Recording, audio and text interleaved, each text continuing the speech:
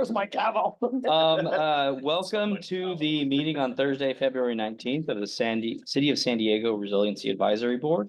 I call this meeting to order at 1:01. I will do a quick roll call to confirm attendance. When I call your name, please say present. Chair Lardy, present. Vice Chair Meyer. Present. Secretary Garrett is absent. Board Member Clampett. Present. Board Member Gong. Present. Board Member Meyer. Present again. Oh. I think that's mine. Board Member Morgan. Present. Board Member Jones. Present. And Board Member Harris. Present. All right, we do have a quorum. And we have nobody joining virtually today. So we are good and can skip all of that information. Before we move on, did it not get them? Oh, I've got it. Land acknowledgement. The Resiliency Advisory Board acknowledges that we are on the traditional territory of the Kumeyaay, Luiseno, Cupeño, and Cuyua. Today, the Kumeyaay people may continue to maintain their political sovereignty and cultural traditions as vital members of the San Diego community. We are honored to share this space with them, and we thank them for their stewardship. Moving along, are there any motions or adoptions of modification of the agenda order? Recommendations? Okay, no recommendations to modify, so we'll go ahead and move on to announcements or comments from any board members. I have an announcement, just that at the end of February, next week, actually, the San Diego Bird Alliance, whom I work for, has their free bird fest that is happening at Marina Village. It happens every year. It's one of the largest bird fests in the country, which I did not know before joining this organization. But if you're into birds or into anything related to birds, it's the place to be for a week. There's all kinds of field trips that go all over the place, all kinds of talks. And I have these two flyers about the keynote speakers, and especially one that's happening at the World Beat Center with Makeda Dredd Cheatham, who's giving one of the keynotes and leading a couple of walks. So I'll just pass them around. And much of the festival is free for sure, but not everything. Just FYI. Saturday and Sunday, almost everything is free, but the keynotes and some of the field trips are not free. There's pelagic trips too, if you want to go out on the boat. You have digital versions of the flyers? We can. I do, definitely. Yes, all right. And it's next week, the Wednesday through Sunday. At Marina Village? Oh no, this is the World Beat. Yeah. There's a secret training at Marina Village next Thursday. Dude, world collided. All right, are there any other board member announcements? Got one. Ava? At the San Diego Regional Climate Collaborative where I work, we're having our quarterly network meeting, our first one of the year, on March 25th. To Wednesday from 10 to 12 with an optional lunch 12 to 1.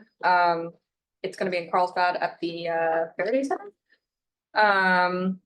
We're going to have some resiliency talks. If folks are interested, I can share the link with Julia and Eric to get that distributed to those listening, but you're welcome to join. Yeah, I'm interested in what day was that? The 25th of March, which was a Wednesday.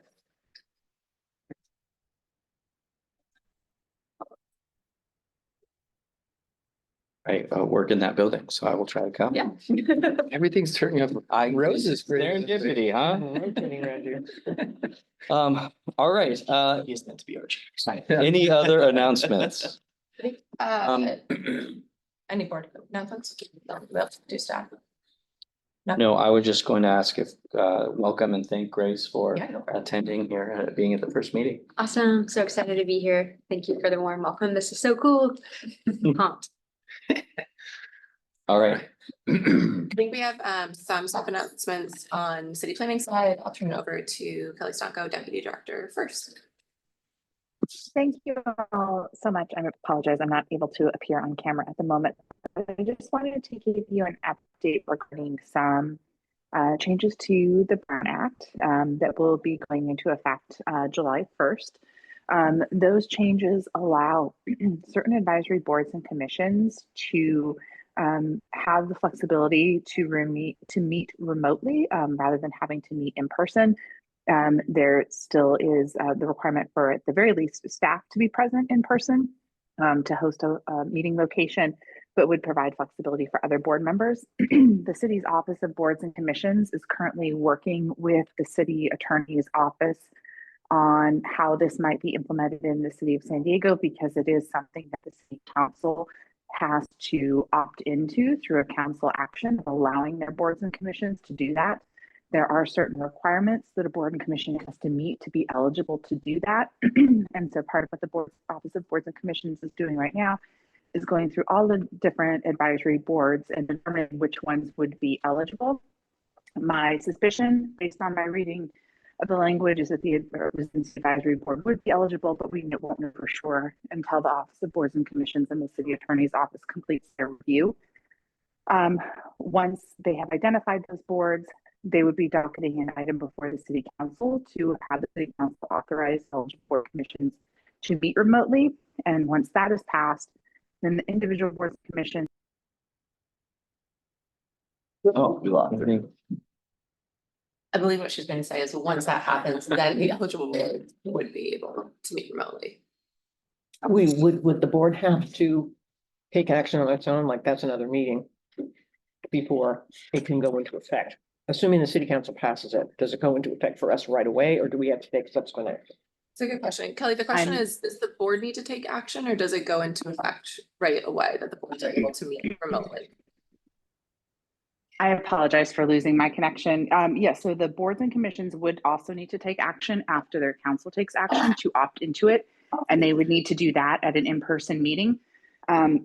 Both the council's action to authorize it and the board's action to opt into it needs to be renewed every 6 months.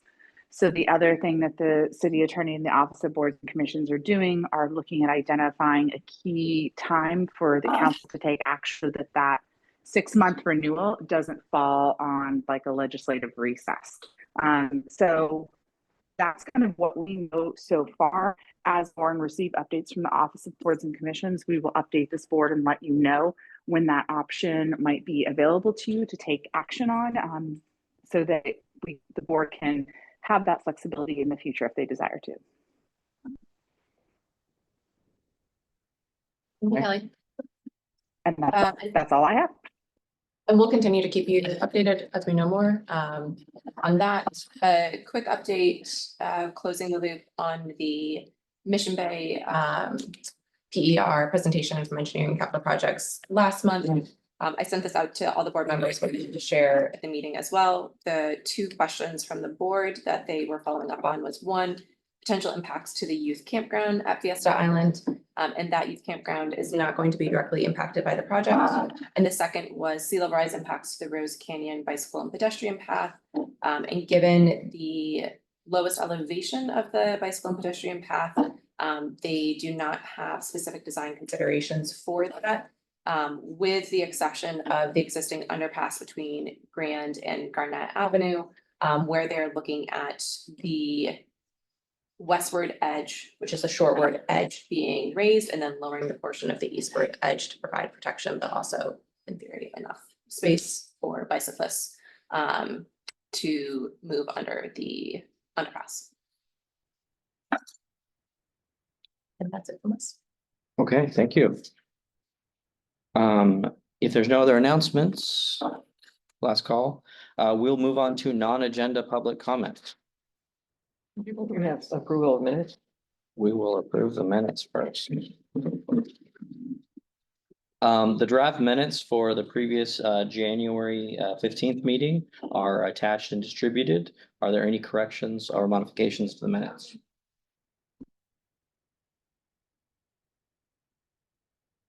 Seeing none, is there a motion to approve the minutes?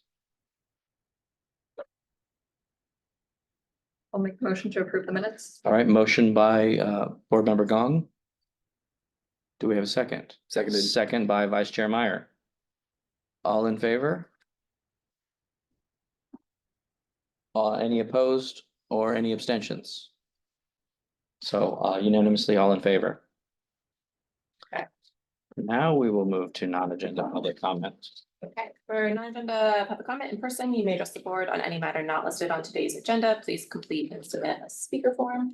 And then virtually, same, you may address the board on any matter not on today's agenda. Raise your hand either by tapping the raise your hand button on your computer, tablet, or smartphone, or by dialing *9 on your phone. You will be taken in the order in which you raise. We have any non-agenda public comments? Hey, feel free to go first. Be wrong, does she know? She's muted. Okay, there you are. We can hear you. Okay, am I on? You're on. Okay, thank you. Good afternoon. My name is Bea Riley. I'd like to talk about the Mission Gorge Rock Quarry. It's located on Mission Gorge Road, just southwest of the Mission Trails Regional Park. For approximately 1.5 miles, the San Diego River runs alongside or through this quarry. A major trunk sewer line runs at the bottom of the river in this area. Surface blasting at the quarry occurs approximately only 300 feet to 900 feet from the river. The quarry, formerly owned by Superior Ready Mix and now owned by Vulcan Materials Company, operates under a conditional use permit granted by the city of San Diego. In 2002, a 700,000-ton rock slide was caused by blasting at the quarry. Official emergency filings under CEQA state that the rock slide constricted the river channel and diverted its flow. The city initiated emergency action to prevent a spill from the sewer, a sewer that carries approximately 19 million gallons of sewage per day. Today, the city is rehabilitating that same trunk sewer as part of the East County Advanced Water Purification Program. That investment confirms how critical this infrastructure is. However, the sewer still remains in the same place, very close to ongoing blasting operations at the quarry. Vibrations and shock from blasting affect nearby structures, including underground utilities.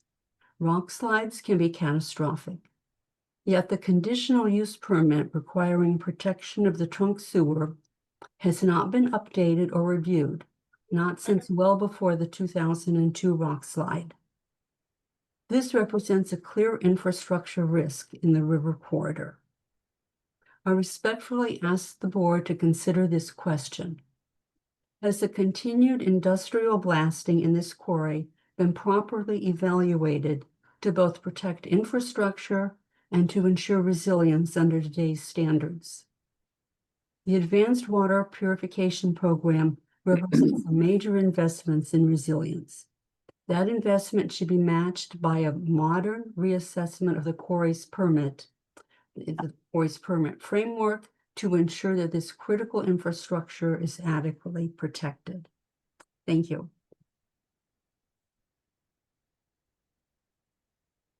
Thank you.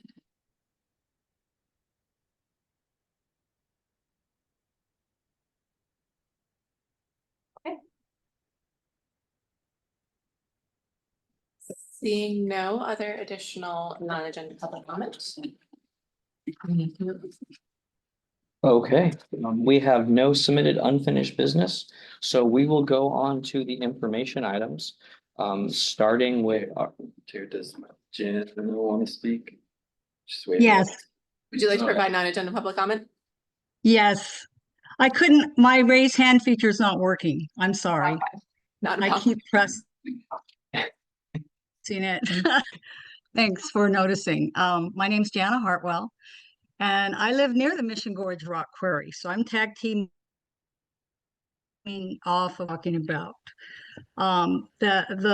As you mentioned, it operates under a conditional use permit that was adopted in 1983. So that permit includes the following condition.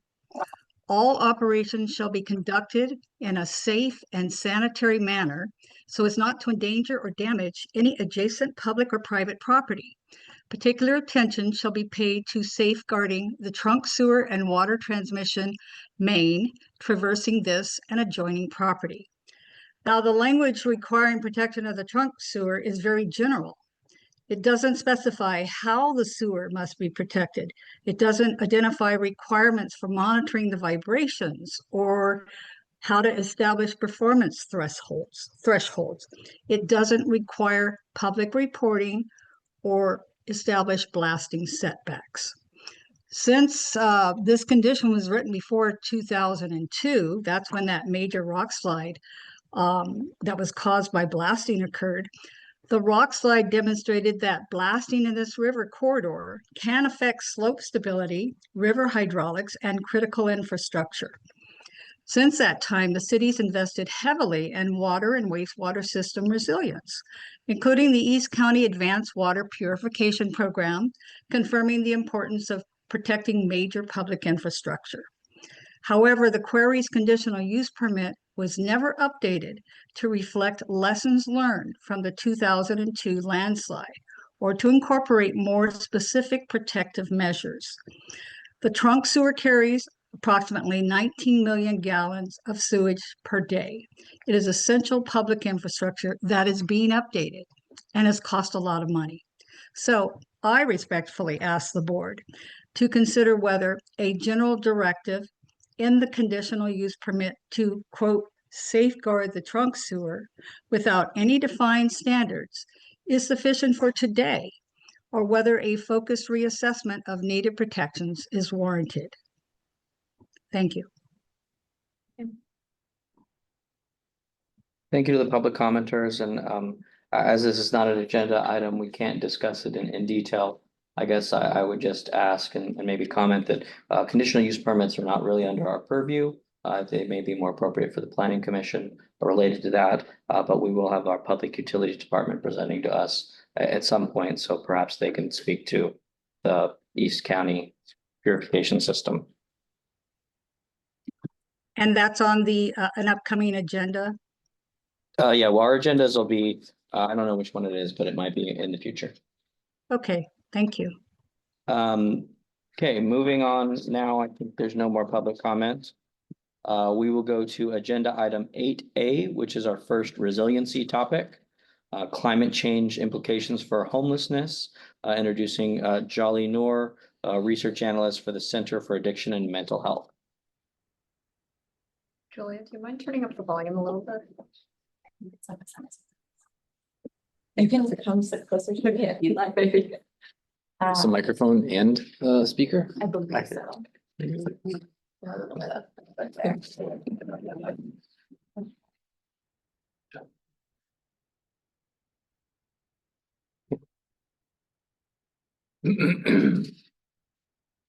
Charlie, can you see your slides okay? Yes, thanks so much, Julia. Happy to run them for you. Just let me know when you need me to move forward. Okay, will do. And I'm ready to start if it's good with everyone. Yes, please. Yeah, okay, awesome. Well, good afternoon, everyone, and thank you so much for having me here today. It is a pleasure to be joining you all, and I'm looking forward to our session together. Today, I'll be presenting findings from our recent paper on heat-related health risks for people experiencing homelessness, highlighting some of the key vulnerabilities and considerations for practice and policy action. Before we get into it, just a quick introduction. My name is Jolly Noor. I'm a research analyst at the Center for Addiction and Mental Health in Toronto, Canada, which is where I'm calling from today.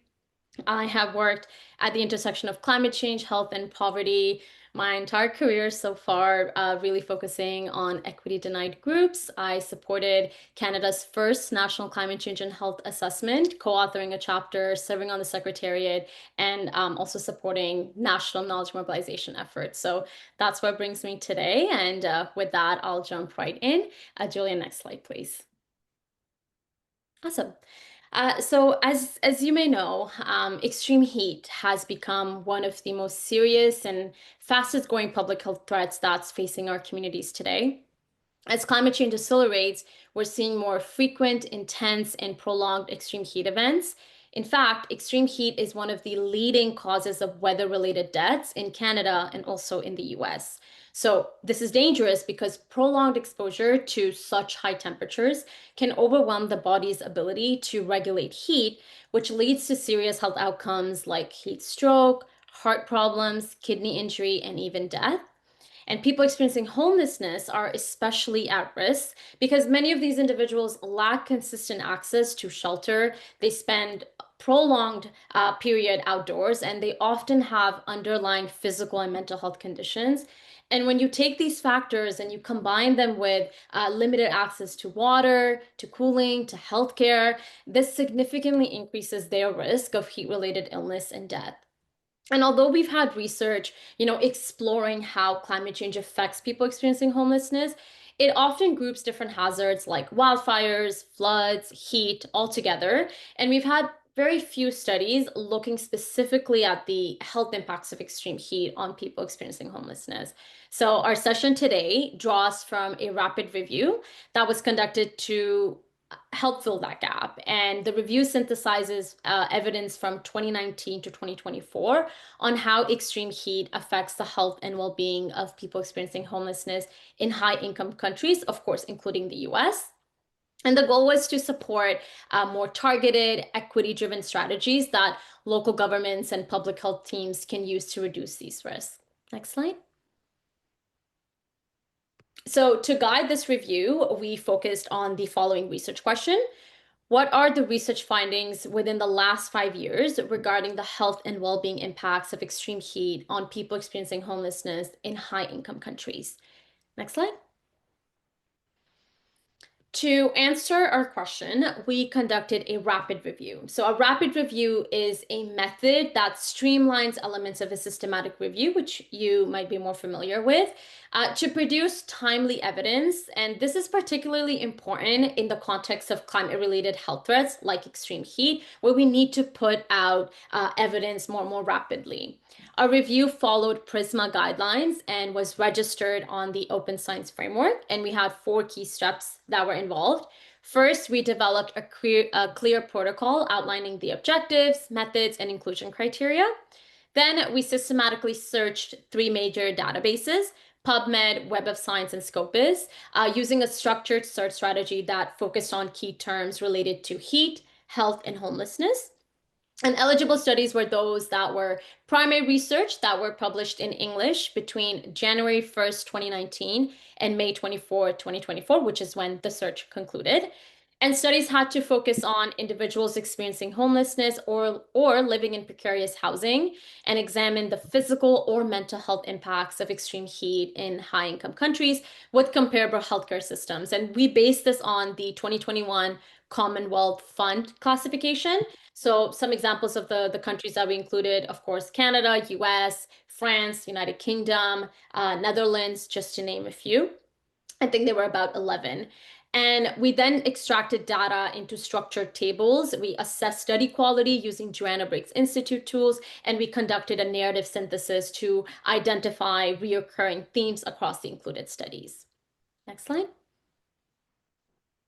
So moving into the results, we identified a total of 11 studies that met our inclusion criteria that was published between 2019 and 2024. Geographically, most of the research came from the United States with 6 studies, followed by 3 from Australia and 1 each from Canada and the United Kingdom. The studies used a range of designs, including cross-sectional, mixed methods, cohort, case series, and some of the others that we've listed here on the slide. We've had 7 studies that focused primarily on people experiencing homelessness, while 4 examined homelessness as a secondary population. So for example, in studies that were focused on veterans or pregnant mothers. In terms of exposure, 10 studies directly examined extreme heat events, but we had 1 study that considered extreme heat within the broader context of extreme weather events. And finally, from our quality appraisal or quality assessment, we had 6 studies that were rated as high quality and 5 as moderate quality, so giving us a fairly strong evidence base to draw from. We'll now move on to the key themes that emerge across these studies. Awesome. Thanks, Julia. So our review identified 5 key themes related to the health and well-being impacts of extreme heat on people experiencing homelessness.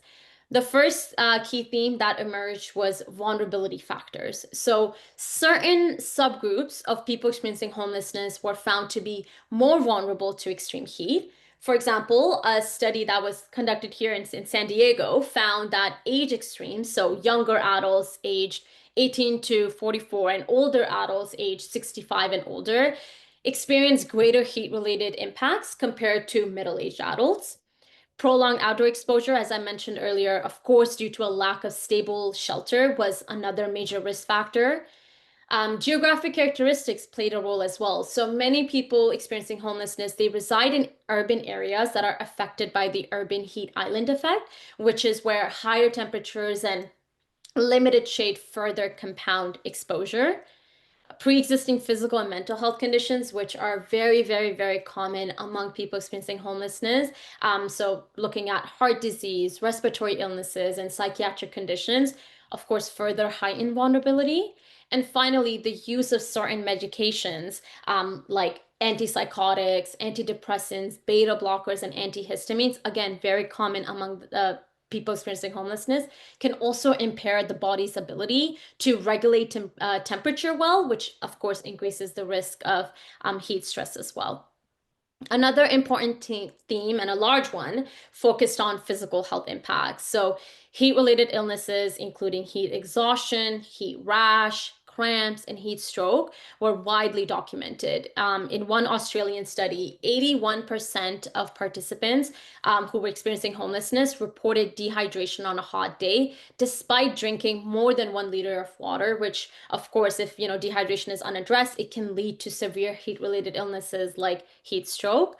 A US study emphasized similar findings with participants in Santa Carla, California, describing health issues that are also exacerbated by heat, including dehydration, migraines, sunburn, and dizziness, some of which required emergency medical care. In addition to heat-related illnesses, heat-related deaths were also a major concern.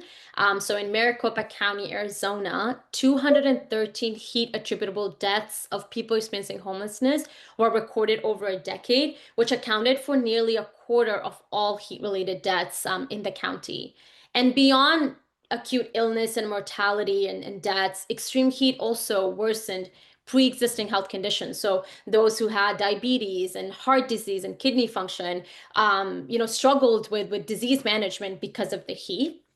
And physical health impacts were also highlighted within specific subgroups. So, for example, mothers who were experiencing homelessness had significantly higher odds of adverse pregnancy outcomes like low childbirth weight linked to heat exposure, and underserved women and even veterans experiencing homelessness were found to be particularly vulnerable to heat-related health impacts. The next theme related to mental health and substance use disorders. So extreme heat was found to worsen mental health conditions and complicate substance use management for people experiencing homelessness. So participants across various studies described heightened stress, anxiety, irritability, and feelings of being overwhelmed during heat waves. And this heat exposure, also then intensified the challenges that are associated with substance use. So for example, those who were withdrawing from alcohol or opioids reported greater physical distress and health risk in hotter conditions. Heatwave-related emergency department visits emerged as another important theme. So heat waves were associated with sharp increases in emergency healthcare use among people experiencing homelessness. A study that was conducted right here in San Diego County showed that during heat-prone months, people experiencing homelessness represented a substantial number of emergency department visits, with about nearly 25,000 visits across 2 hospitals over a span of 7 years. And during an especially intense 2-day heat wave, their odds of visiting the emergency department visit increased by about 30%. And when we think about emergency department visits, there is a financial burden that comes with it. So the financial burden of care was also significantly covered across the studies. In Australia, one case of a heat stroke during an early heat wave resulted in hospital stay costing over 66,000 AUD, which really goes to highlight the system level impact of extreme heat events. So it's not just individual, health impacts or mental and physical health impacts. It also has impacts at the systems level. Finally, our synthesis indicated critical barriers to accessing resources and services. So we had several studies highlighting how people experiencing homelessness face major barriers in protecting themselves during extreme heat. So cooling centers, while available in some cities, were often poorly advertised, they were inconveniently located, and they operated with very restrictive rules. So for example, having requirements around substance use or pets or personal belongings or requiring IDs for sign-ins frequently deterred people from accessing these spaces, even when relief was urgently needed.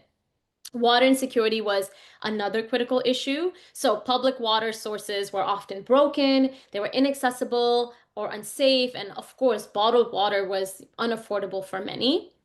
And lastly, mobility and stability were ongoing challenges as well. So participants described the constant need to relocate to find shade, as stable locations often lacked both shade and water access, so increasing exposure and health risks. Next slide, please.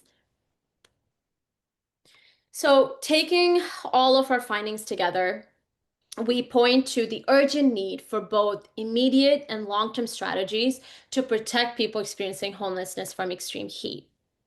At the foundation, we need a systems level approach to be prioritized. And what we mean by system level approach is to really expand access to stable, affordable, and climate resilient housing as a crucial step, because lack of affordable housing is the root cause of homelessness. So providing that access to stable, affordable, and climate resilient housing is extremely essential, along with, of course, retrofitting existing substandard housing to maintain safe indoor temperatures. So for example, this can look like setting indoor temperature regulation, like having maximum and minimum temperature requirements, and funding upgrades like better insulation and reflective roofing to reduce heat risk inside homes, but also having things like green roofs or planting trees around in the neighborhood to help reduce some of that exposure and to reduce heat risk in not just inside homes, but in the neighborhood as well.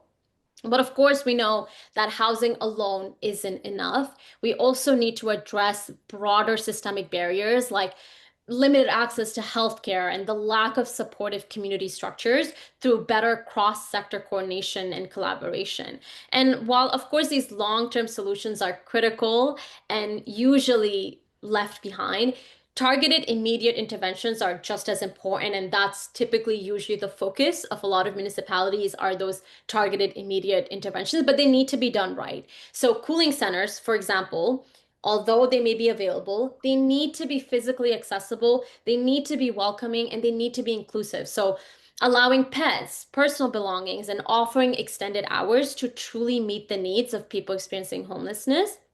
Because you can have them available, but if they're not welcoming, they're not safe, they're discriminatory, then people experiencing homelessness are not going to want to go to those spaces. So having efforts to foster dignity and reduce stigma needs to be built into every part of their design and delivery. Reliable access to drinking water is another key priority. So expanding public fountains, distributing water through outreach programs and using volunteers, providing hydration supplies can make a real difference during extreme heat events. We also need to tailor our healthcare services. So for example, having mobile clinics and outreach teams can meet people where they are, offering that timely support, especially for those who may not be connected to traditional healthcare systems. And research has shown us that, people experiencing homelessness are not within the traditional primary care healthcare system. So utilizing mobile clinics and outreach teams can really support that work.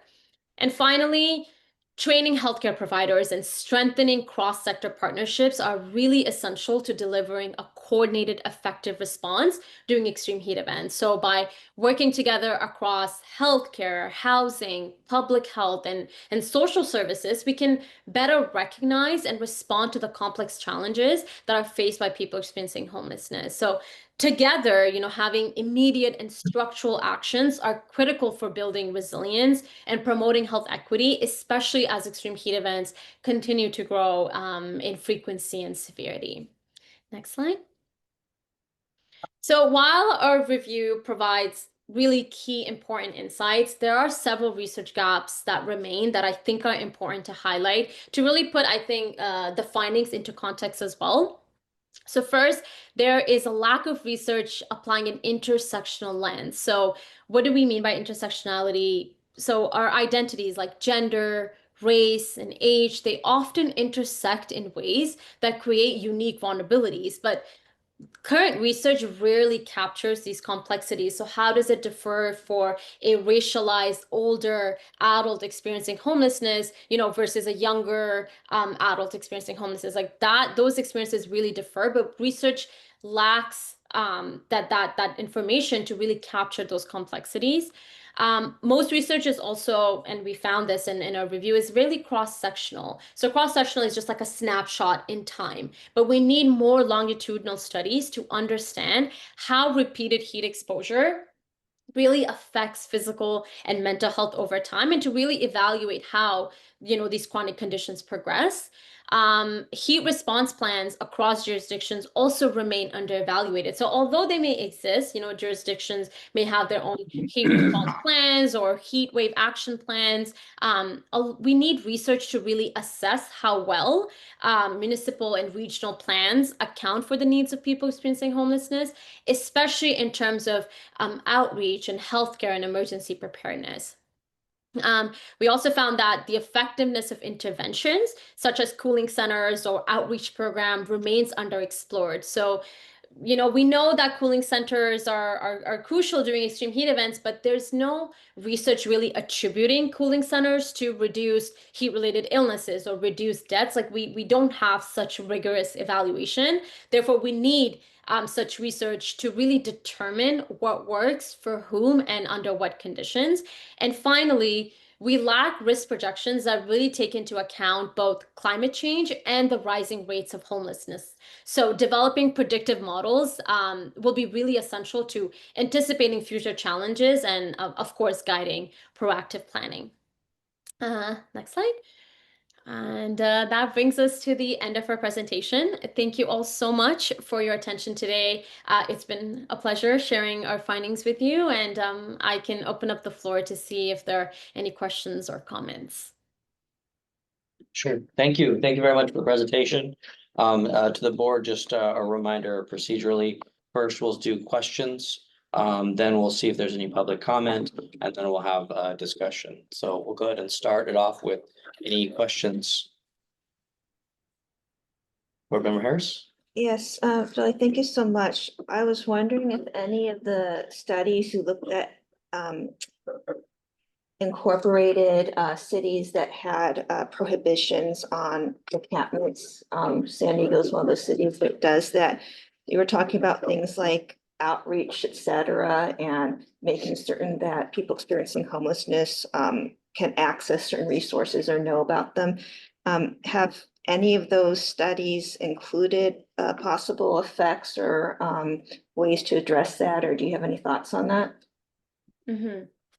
Sorry, I just want to make sure I understood your question correctly. So if any of the studies in the review incorporated like prohibition on like outreach for people experiencing homelessness? Encampments. So if someone is experiencing homelessness, yeah.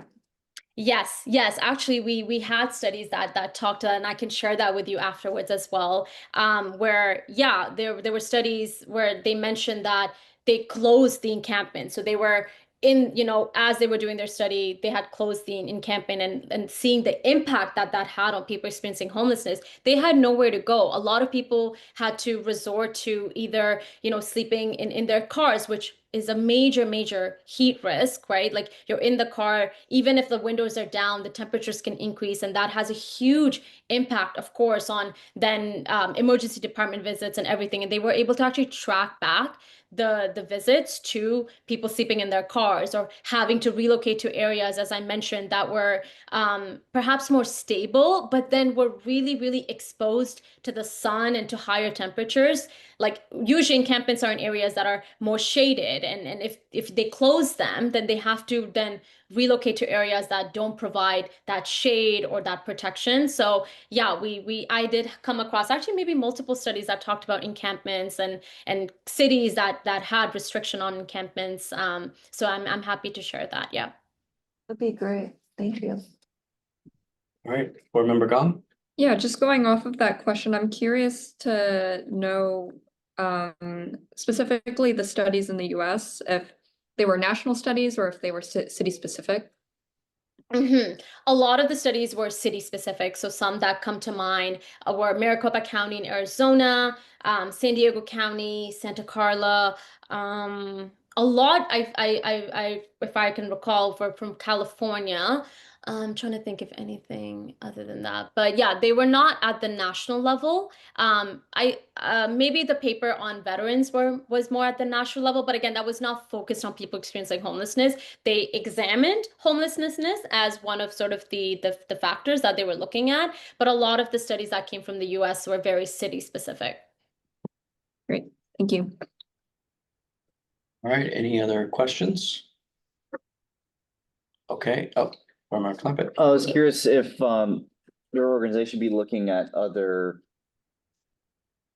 climate impacts besides extreme heat. You know, I just think of here in San Diego, we are seeing more extreme precipitation events, followed by periods of sustained drought. So when precipitation events, when they do happen that are extreme, they tend to be more extreme. They tend to be more prolonged. So I'm just curious if your organization has cracked that open, imagining that Canada is also experiencing something like this as well. And that's such a great question and a great point.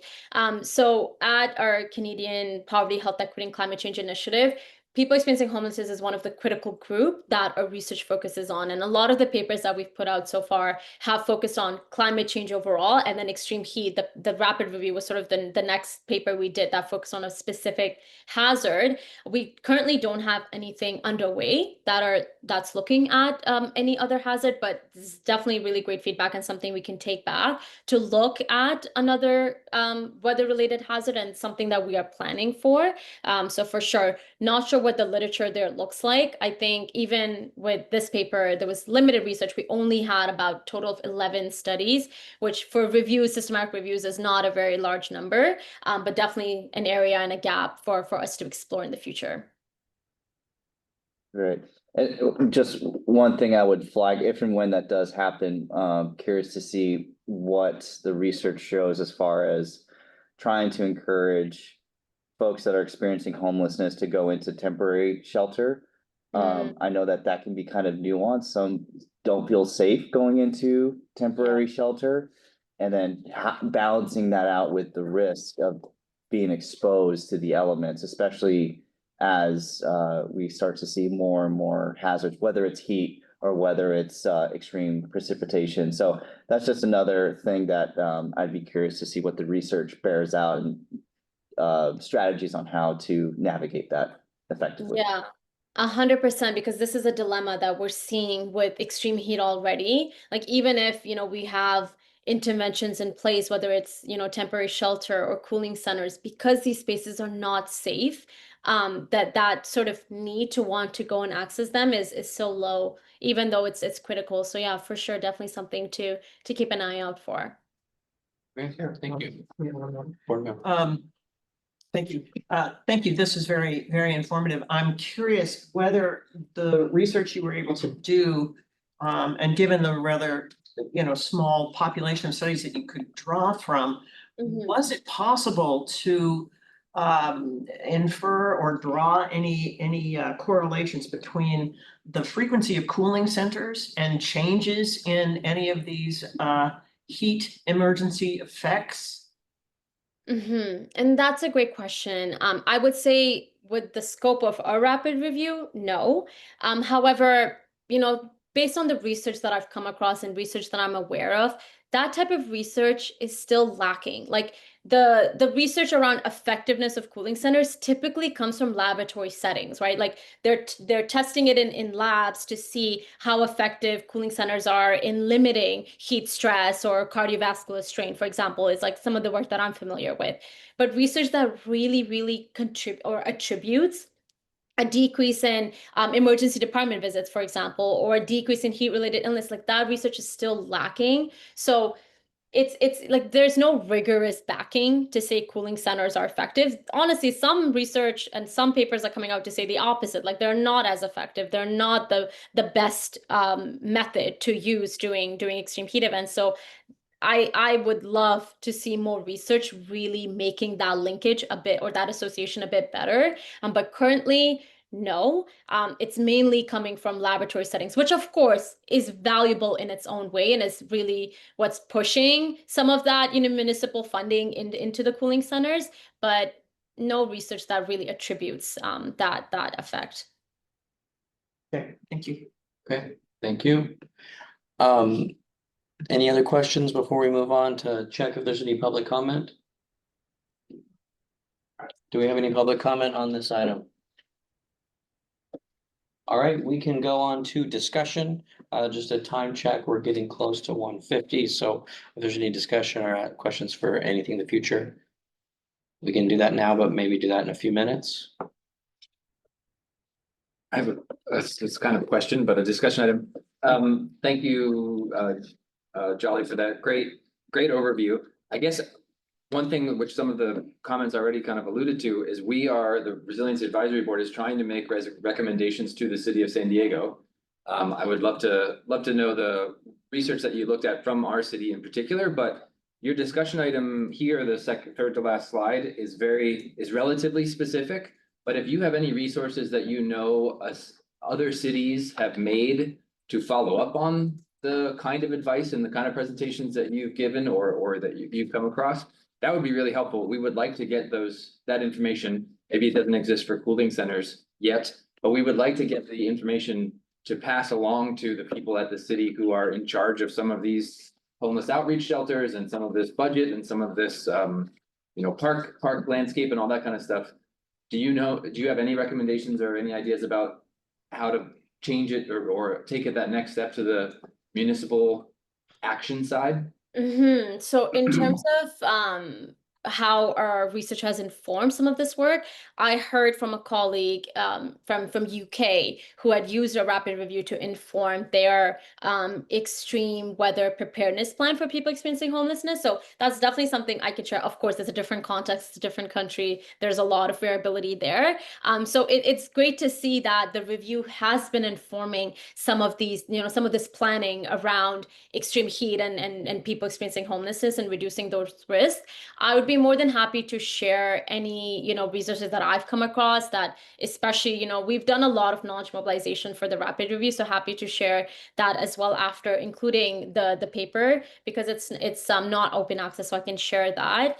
In terms of like recommendations, I think, cooling centers, and I'm not sure, I mean, if there was only one paper from San Diego, so I can't really speak to it informing all of the decision points that came from the review.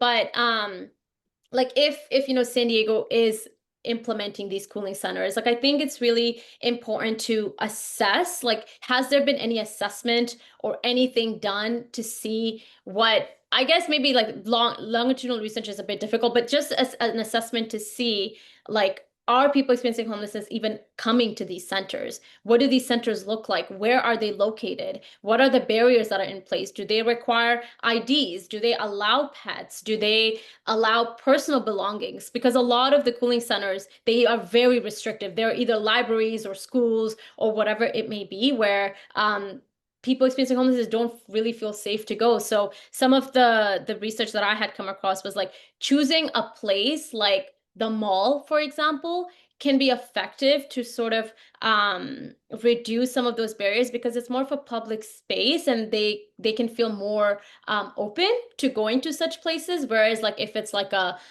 like a very formal area where they don't really feel like they will belong. So there's some research there as well, like how to make cooling spaces not just available but accessible. And I think training as well, like who is coordinating and delivering these services, and are they trained to really understand the complex needs of people experiencing homelessness? I think that is a really crucial point that's always missed, is who is actually, you know, out there and working with these groups, and do they have the training and the understanding to really understand the complexities of, you know, complex vulnerabilities of people experiencing homelessness. So there's you know, lots I feel like I can say when it comes to like cooling centers and outreach, but yeah, happy to share any resources that I come across. Thank you. Comments, discussion? Just a quick comment on what you mentioned, Jolly, about the people who are unable to find a place to stay for the day or night going to their cars. I just want to comment that we've been implementing a number of safe parking strategies, so that might be something to look into, because I won't be able to guess what kinds of health impacts might be disproportionate during, you know, at these sites during those times. So thank you for eliciting that thought. Especially since it's a parking lot and it's just cooks. Asphalt fun. Yeah. I had a question for Go ahead. staff. Did the city, remind me, did the city change its policy on cool zones and pets? Or is it, there's still, I would have to confirm. I believe some of the cool zones you are able to bring pets, but Okay. it's not, I do not believe it's all of the cool zones, and that may vary between County of San Diego cool zones and City of San Diego cool zones. Okay. But I can check on that. just curious. Just to build on that, is there any, you know, like centralized reference on both of those populations of centers? Like, I just wrote down, how many are there? Don't. Yeah, both of the county and the city, if you search cool zones, Google, for City of San Diego or County of San Diego, will list out all the cool zones. For the city, generally speaking, it's all of our libraries and many of our recreation centers that are opened up and activated as cool zones during any of the heat events. I just wanted to chime in, just to elevate the project that Julia and I are working on. We're on an extreme heat planning grant together. So I think there's quite a few things that will probably come through the board for review and feedback and just general things like that. But just wanted to share that this morning had some really awesome site visits with a contractor to put some cool pavement on the ground in the coming year, hopefully. Nice. Yeah. And that's on the work program for later this summer, fall, right? Yeah, I believe so. Yeah. Great. I'll just shamelessly plug that Scripps has a Southern California Extreme Heat Center that been supported by some funding on the federal side that hasn't been clawed back yet. I think it runs through next year, I want to Yes, say. that's correct. We're also on that project. Yeah. And Scripps is working really closely with us on this state funded project as well. And yeah, they never took our funding away, and I'm not gonna say anything. Yeah, can we strike that from the record? We're being recorded. So, all right, well, excellent presentation. Thank you very much for joining us. Extreme Heat and Community Resilience Program. Sorry, Sorry. sorry, my fault. See, need a gavel. All right, we'll go ahead and move on to our next agenda item. We'll invite Patrick McDonough up, senior attorney with San Diego Coastkeeper, for stormwater one-on-one. And just so we can keep moving along, how long do you expect your presentation to be? Like 15 minutes. Okay, we'll note it for 15 and then go from there. All right. Thank you all for having me. As I get set up. Yeah, I'm Patrick McDonough. I'm the senior attorney for San Diego Coastkeeper. awesome. I've made a couple of updates based on some additional information that has come out since I provided this presentation to the city. Including updated numbers of how massively the stormwater department budget has ballooned out of control. We also have stormwater department head Todd Schneider in the building, so if you have questions, he'll probably know a lot more than me, and I'm just gonna be graded on my performance by the head of stormwater department. So if you're, next slide, please. Cool. Yeah, some objectives. We're gonna talk about what the stormwater system is. Again, it's kind of stormwater 101. Maybe this is below some of your pay grades understandings, but figured we'd give a baseline for everybody. Talk about the challenges, including pollution and flooding, the overall deficit crisis. But the good news is there are solutions, and we'll cover those as well. Next slide.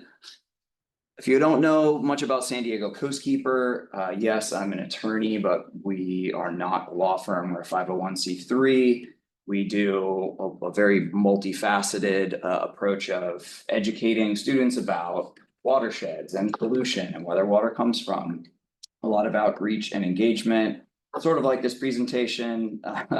That's just one example. We have a lot of community science all over the county now where we're collecting water samples in Mission Bay, the Tijuana River Valley, the San Diego River, and some other locations, in San Diego Bay now as well. Trying to gather that information, seeing what pollution burdens are out there, and then inform policy with those findings. And then we do sue people from time to time and engage in your softer advocacy policy, commenting on permits and before the city of San Diego and a whole bunch of other decision makers across the region. So next, all right, our threats to clean water here in the region: pollution, aging infrastructure, climate change, and then a lack of funding. Those are the four main threats that we'll discuss today. So I'll breeze through a lot of these slides and then we'll get into some segments later on, taking a slightly different approach than the prior presenter, who had a lot of substance in the slides. So sorry if this is a bit of a strobe show. All right, stormwater, water that originates from rain, also snow or ice melt. We don't really have a lot of that in the region. When it rains, it picks up pollutants on all these hardscapes and transports them directly to the ocean.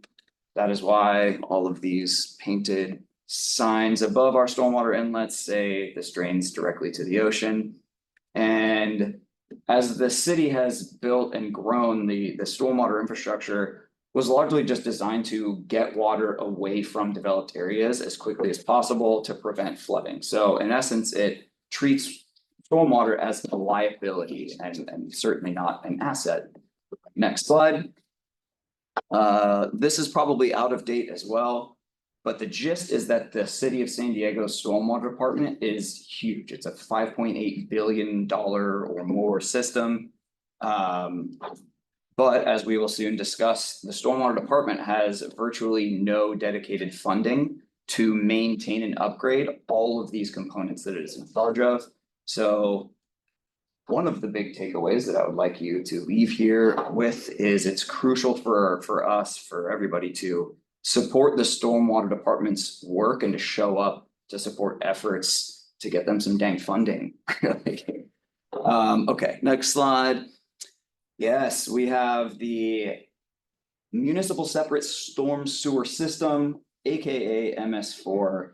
It's separate because it is separate from the sanitary system. So as you see, we have two completely separate systems running underground, largely out of sight. Most of them are side by side. That's what this photo on the right, or this map on the right, shows. The sanitary system is treated, thank goodness, so we're not just dumping raw sewage everywhere into the ocean, and that's from all the household wastewater, anything that goes in your sinks, toilets, showers, etc. That goes in the sanitary system. It is treated mostly by the giant plant in Point Loma. And then the stormwater system just gets shuttled away and is discharged into water bodies. Yeah, this is Rose Creek that ends up going into Mission Bay. A lot of discharge outfalls go into the ocean, the San Diego River, etc. So it goes into the natural environment without any treatment. All right, next slide. And that's why you see things like this after it rains. There's a lot of different pollutants, bacteria, other pathogens, also this parade of horribles that you see on the slide here. All of this is just polluted urban runoff, which is San Diego's #1 threat to water quality. And that's not just in San Diego. It's pretty common in any place that has a separate storm sewer system that's not treated before it's discharged into the environment. And this is just the stuff you can see. You can imagine the other things that you can't see, including bacteria, viruses, other pathogens that can be more insidious, which takes us to the next slide. This 72-hour rule. So every single time it rains here in the region, the countywide issues a blanket 72-hour do not swim advisory. The beaches are not closed. People can ignore this. You know, the surf is really good. You'll see a bunch of surfers out there, but they will be swimming and surfing amidst a whole bunch of nasties, including, you know, norovirus, a whole bunch of heavy metals, all the things that we saw in the slide before. We highly encourage everybody to check the county's website. There's their swim, or we call it the swim guide on Coastkeeper's website, but Coastkeeper's website takes the same data from the county. After it rains though, they don't even go out and collect samples. That is a thing that happens at most beaches. And then it's posted the next day. But when it rains, we already know what's out there. It's bad. Hence you get the red flags across the county. All right. So in addition to pollution, we have this flooding issue. Fun fact, I used to work in this building over here. It used to be the TD Ameritrade building. It was great going to work on a rainy day and wondering if you'd be able to leave or your car would be stuck. Some people's cars destroyed. That Mission Valley? Yeah, that one's Mission Valley. We have South San Diego here. Actually, this is Whiteman Street in the Choice Creek region. The city is obviously experiencing increasing flooding issues, and being on this board, you're probably aware of that. And of course, that's related to climate change and aging infrastructure. We'll get to both of those in a moment, but flooding is certainly a major concern.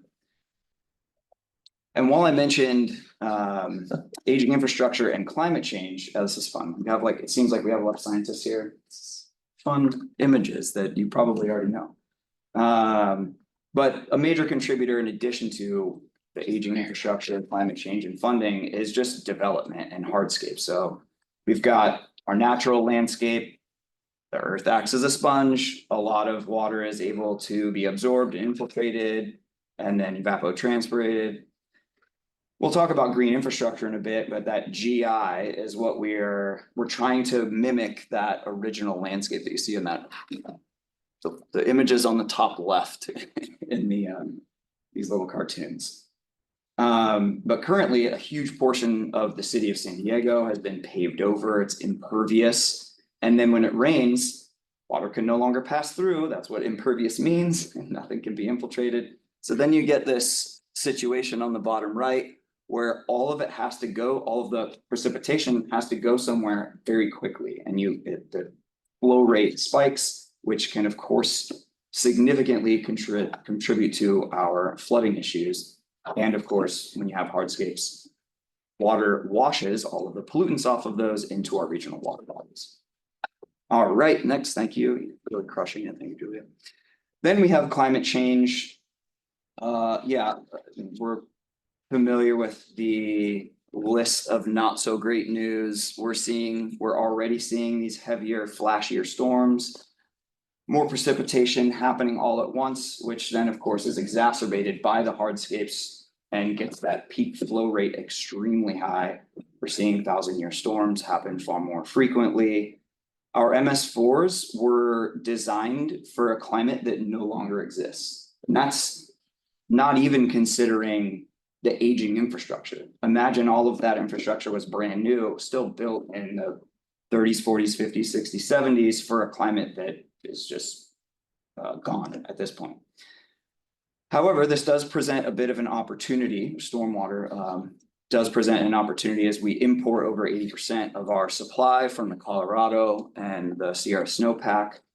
Those are in decline. These are some scripts figures actually, which are not fun, but the Colorado River is supposed to Sorry, guys. generate.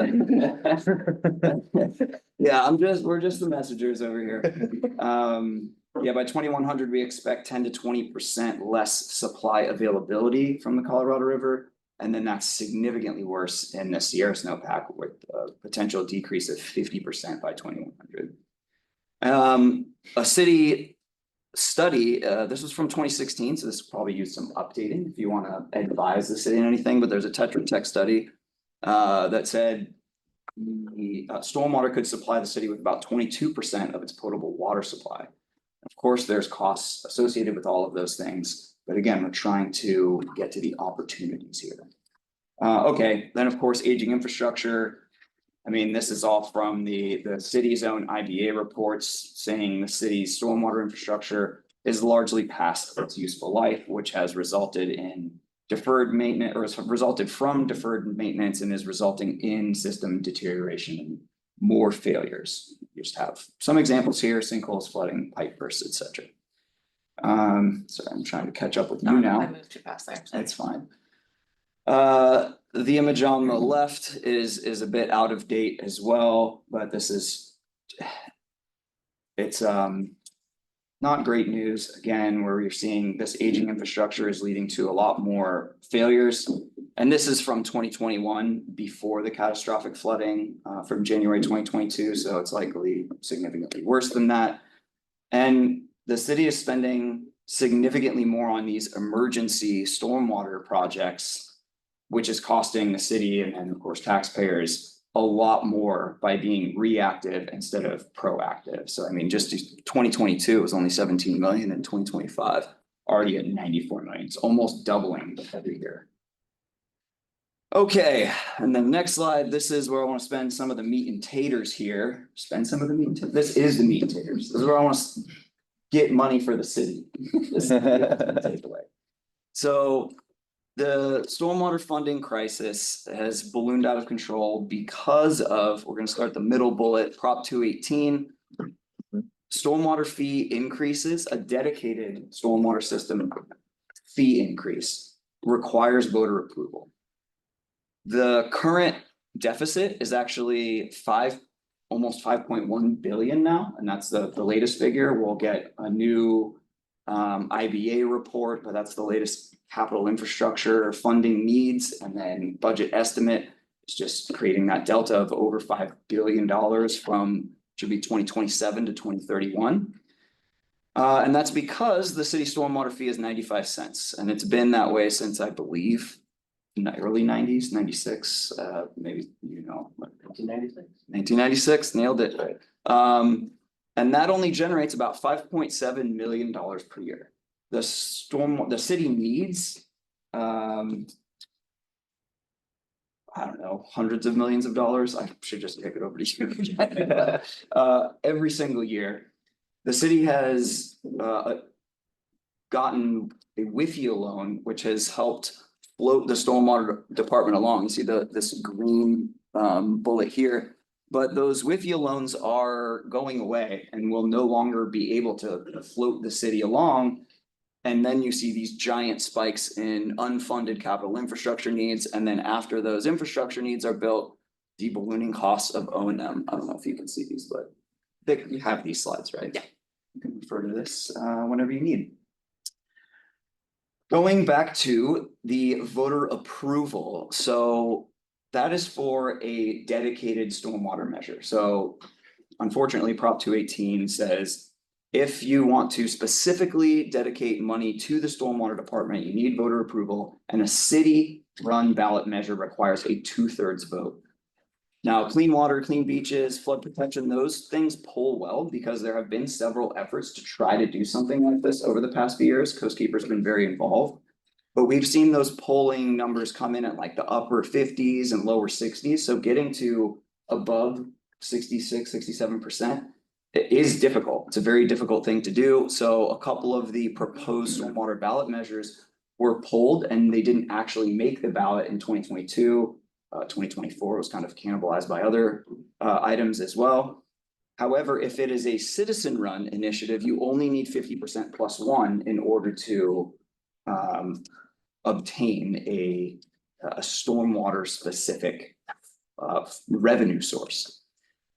Now, there's also other options like Measure E, which was a city sales tax that would have gone to many things like parks, libraries, and then knowing that the city stormwater department is so strapped for cash, which if you go to the next slide real quick, this again is, oh, maybe I added this in later. No, it's fine. Wrong, I may have added this in after I said, so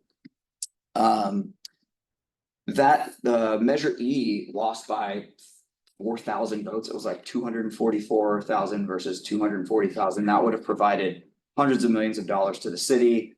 And a significant amount of that was promised to the stormwater department because the stormwater department is the biggest deficit in the city budget. It's like 2/3 of the capital needs deficit is the stormwater department. Then there's streets, but it's not small potatoes, but significantly less than stormwater infrastructure needs. My takeaway, this is Patrick speaking, not Coast Keeper or anyone from the city, obviously, is that the city fell short in the public outreach and education to really drive home the needs of how dire the situation is to voters. Of course, no one likes increased taxes or fees, but when you're comparing that with flooding on highways and the mall and Mission Valley and people's homes being destroyed and clean water and clean beaches and the opportunity to then, now we can go to the next slides here. And just a time check, we're about 18 minutes, so. Sorry, that's fine. I'm about done here anyway. You can turn this liability into an asset through measures like Measure W. This was actually passed in Los Angeles. It's generating $285 million per year for green infrastructure projects. That one took the form of a parcel tax on impervious surface. And you can just go to the next slide. And these are multi-benefit solutions, right? You get water quality, public health, flooding, reduction in flooding, disproportionate impacts in environmental justice communities, climate resilience and CAP compliance, potential low carbon water supply, urban green spaces, cooling of heat islands, which, you know, folds into the prior presentation as well, and green jobs. And then the rest of the presentation, if you just want to like click through slowly, are some images of what this can look like. You've probably been seeing these more and more across the region. Green infrastructure projects take many forms, but they do require funding. So that is my whole spiel, whole takeaway. Thank you for your time and the opportunity to talk about this stuff. Yeah, some of these have already been done in the city of San Diego, but they cost money. Oh, and that one's fun because it's the San Diego airport. They have a giant vault. They reuse that in their HVAC system. You can have things like this beneath schools, parks, etc. Capture a lot of the water, which also reduces the flood burden when you're preventing that water from just rushing directly into an antiquated MS4 system. All right. Thank you. Sorry, I went a bit over. No, that's fine. I just wanted to. Fire through all of, I had a plan to just go through all of those after I got through my big funding slide. Awesome. Well, thank you so much for coming. And I think we'll go to questions now. I think one thing to think about for questions is what questions do we want to ask for Coast Keeper and Patrick? What questions do we want to sort of queue up? Because they're Todd and his team are not on the agenda, but they are going to be coming, and it's our key work program comments. So it might be things to sort of queue up and help us get to the work program as well as set the next agenda items on the topic. So With that, open up to questions. When are they coming? Do we have a date? It's based on the work plan that we haven't done. It's based on the work plan we haven't talked about. I think they're currently queued up April for 23rd, April. the special meeting. Yes. Yep, totally. Nice. Thank you, Vice Chair.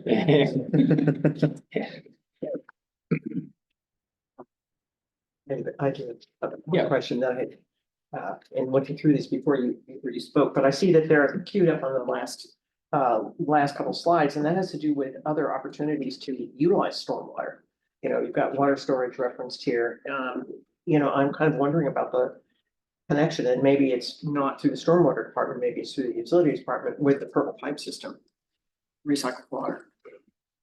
What are the opportunities? Is that one of the opportunities that you see here? So we're seeing, at Coastkeeper, water's water. We think it should be treated as an asset. You can certainly capture and do some on-site treatment much more cheaply sometimes than even running it through the purple pipe system. And we have the Pure Water San Diego project that may need more water to function properly, as we're getting more low flow toilets and low flow showers, for example. Less water is going into the wastewater system, and the pure water system is recycling wastewater and then using it for potable water.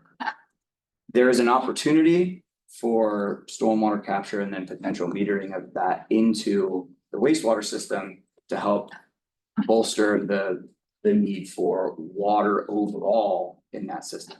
And we have been seeing, a lot more collaboration between stormwater and PUD, and like the county water authority to try and like get everybody on the same page. In order to use stormwater in some of those recycled water applications, though, there are updated regulations about that, because they're concerned with what's out there, what's coming into the system, what kind of pre-treatment do you need. I don't have all of that on hand, but that's certainly something, I hope this body can think about or ask questions to the other presenters that you probably have queued up. Quick question, how old is the MS4 permit? Is it still from like 2014? Yeah, 2013. They're working on it. There have been some Supreme Court decisions that kind of like put that on pause for the past couple of years. It's supposed to be reissued every 5 years. Yeah. Something that Todd and I will be working on a lot in 2026 and 2027, I'm sure. Okay. Other questions? I think the number I saw was 22% for water supply by using stormwater. Do you know how that number was arrived at? Yeah, there's a city-funded study that was conducted by Tetra Tech in 2016. So I don't have all of the methodology, but yeah, obviously that number is from 10 years ago. Right. The city uses less water now. I don't know whether that would go up or down. Yeah, I'm not a scientist, I'm just a lawyer, but I can certainly circulate that study. Yeah, I'm just more intellectually curious about what the climate variability that we're seeing, whether whiplash effect, what that might mean for that 22% figure, if that moves it one way or the other, I don't know. And there's also a lot going on with dams in the region, and just capturing water that falls out of the sky for all our supply, and how much certain infrastructure improvements would cost. And that's kind of some touching on the pure water and like where we put the recycled water for capacity constraints and like flexibility in the system. It's a separate issue, but it's wrapped up in this water world. Any other questions? I have a question for Stormwater Department. Yes. Is there a regular evaluation of the outreach efforts you do and its effectiveness? I see in a community events, there's a lot of tchotchkes you give out that are pretty clever, but I'm trying to think about other public education efforts. So in terms of evaluating effectiveness of education, Yes. it's mostly, we quantify the number of impressions that our different programs have. So there's different ways in the outreach industry that you can quantify different types of outreach, whether it's going through media, a radio ad or a TV ad. So we have a target of achieving like 50 million impressions per year. that's contingent on funding to be able to pay for the ads in these different venues and things like that. So it's mostly just how many times do we touch people through social media, conventional media, in-person events.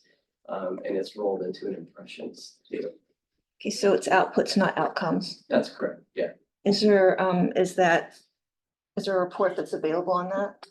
Yeah, so it's one of our key performance indicators. It's in all the city's budget documents. It's actually the number of impressions, and you'll see, sort of to Patrick's point, that number of impressions has been going down the last couple of years because we've had to cut our outreach programs, even the overall general fund deficit. Yeah. Let's just see if there is any public comment, either online or in the audience on this item.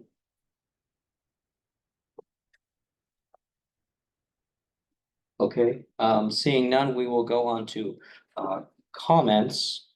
One comment I have, and this is probably for future items, is I was very interested in the 22%.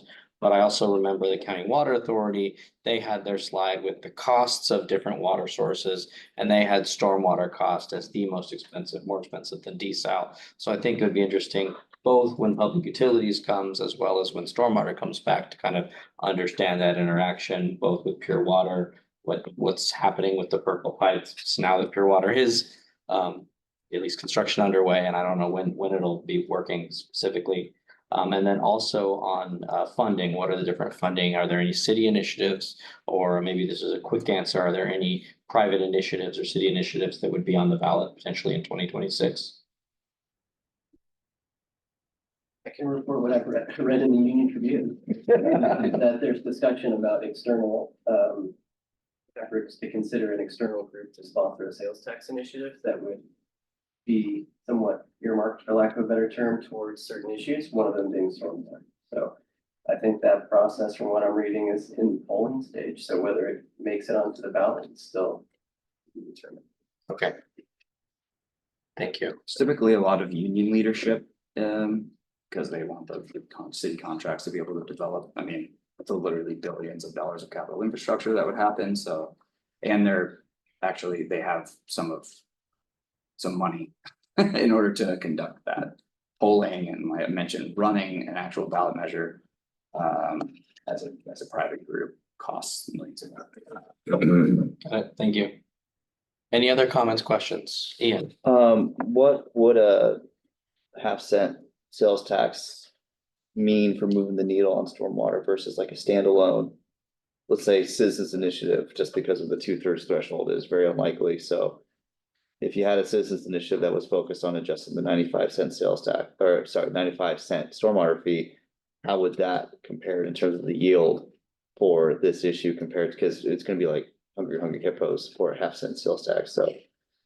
Yeah, there are different numbers on it though, so people have run that in the past. I can probably pull that and get back to you, but it depends on, you can do a cents per square foot of impervious surface type of tax with exemptions for schools and churches and whatnot. And then that's also an incentive to remove an impervious surface, or doing some type of sales tax. But the sales tax then can go to schools and libraries, and it just depends on the leadership. And then you have to go back to the budgets through that fight every year. And then those departments would be like, well, we need that for trees and fire and streets and the stormwater department. That's what I'm getting at is, you have something that's more broad, a lot of competing priorities. Yeah. What does it mean for addressing I think you said 5 billion now. Yeah. Stormwater backlog. I mean, anything would help, because every year that 5 billion was 3 point something, and the year prior it was 2 point something, and the year prior it was 1 point something, and the year prior to that it was only 900 million. So just in the past 5 years, that number has just gotten astronomical. But if you can get 50 million to the stormwater department, that's from a new source instead of taking out of the general fund, because that's what's happening right now, that significantly improve the situation. Can I follow up on that? Yeah. Since you probably understand municipal law better, is it possible to allocate via city ordinance a certain percentage of a tax like that to stormwater? Not without us, not officially without voter approval. That's what Alright. probably the 218 says. That makes sense. In researching Measure W, was there any information about what they cost, what it cost to win that campaign? They have that as well, and that's back in 2018 dollars. Yeah. But yeah, there's actually a lot of good information sharing about how that was the entire LA County Flood Control District. That was able to get that through and got a lot of voter support. Yeah, any information you have to share, if you could send it through Julia, just so we get it to all the committee. All right. Questions, comments? Thank you. That was a thumbs up. Thank you guys. Yeah, Thank you. All right, agenda item 8C. 50 minutes. 50. Yeah. 5-0, maybe not. This is a form that Julia had shared us from the Office of Boards and Commissions. And I had just thought we could quickly put it on the agenda to talk about it. I don't know, Julia, if there's anything you wanted to introduce. Yeah, I can speak to this quickly. See if I can share it for those who are virtual. Screen shares, gets me every time. So this is a form from the Office of Boards and Commissions. It is just a way for the board to provide feedback up to the council offices where you want to provide a policy recommendation. You are doing this as well through your annual report to Environment Committee, but if you don't want to wait and you hear a presentation from Stormwater or from Coastkeeper and you have a policy recommendation that you want to form coming out of that, it allows you to give a little bit more of that in real time. It's a fairly simple and straightforward form. Be filled out by the chair and the vice chair in coordination with me. Fill out what the issue is, what the recommendation is, the rationale, and then I submit it to the Office of Boards and Commissions, and they will share it up with the council offices. Question on that, before we open up to other questions. So if we have like a discussion item that wasn't for action and we wanted to use this form, should we put it on the future agenda so that it's clear that it's an action that we could take to make a recommendation? Yes, if you were going to submit a recommendation, I think there should be, the form should be completed as draft and then take an action item to agree upon the submittal of recommendations. Okay, thank you. Any other questions? Well, so that was basically my question, was like, who fills it out and when? Because obviously I have lots of thoughts based on even just what we heard today. A form to note those things down for public sharing is useful. On the other hand, maybe it's too much. Maybe we wait until there's been a subsequent follow-up discussion on the agenda to come out with a single version of that that's drafted before it goes up. So those kind of process questions were what was on my mind. It could be either used informally for all of us to capture our own thoughts and then have them come back to you when it's time to write forward. Or Wait, why are you pointing at me? write a couple of pages.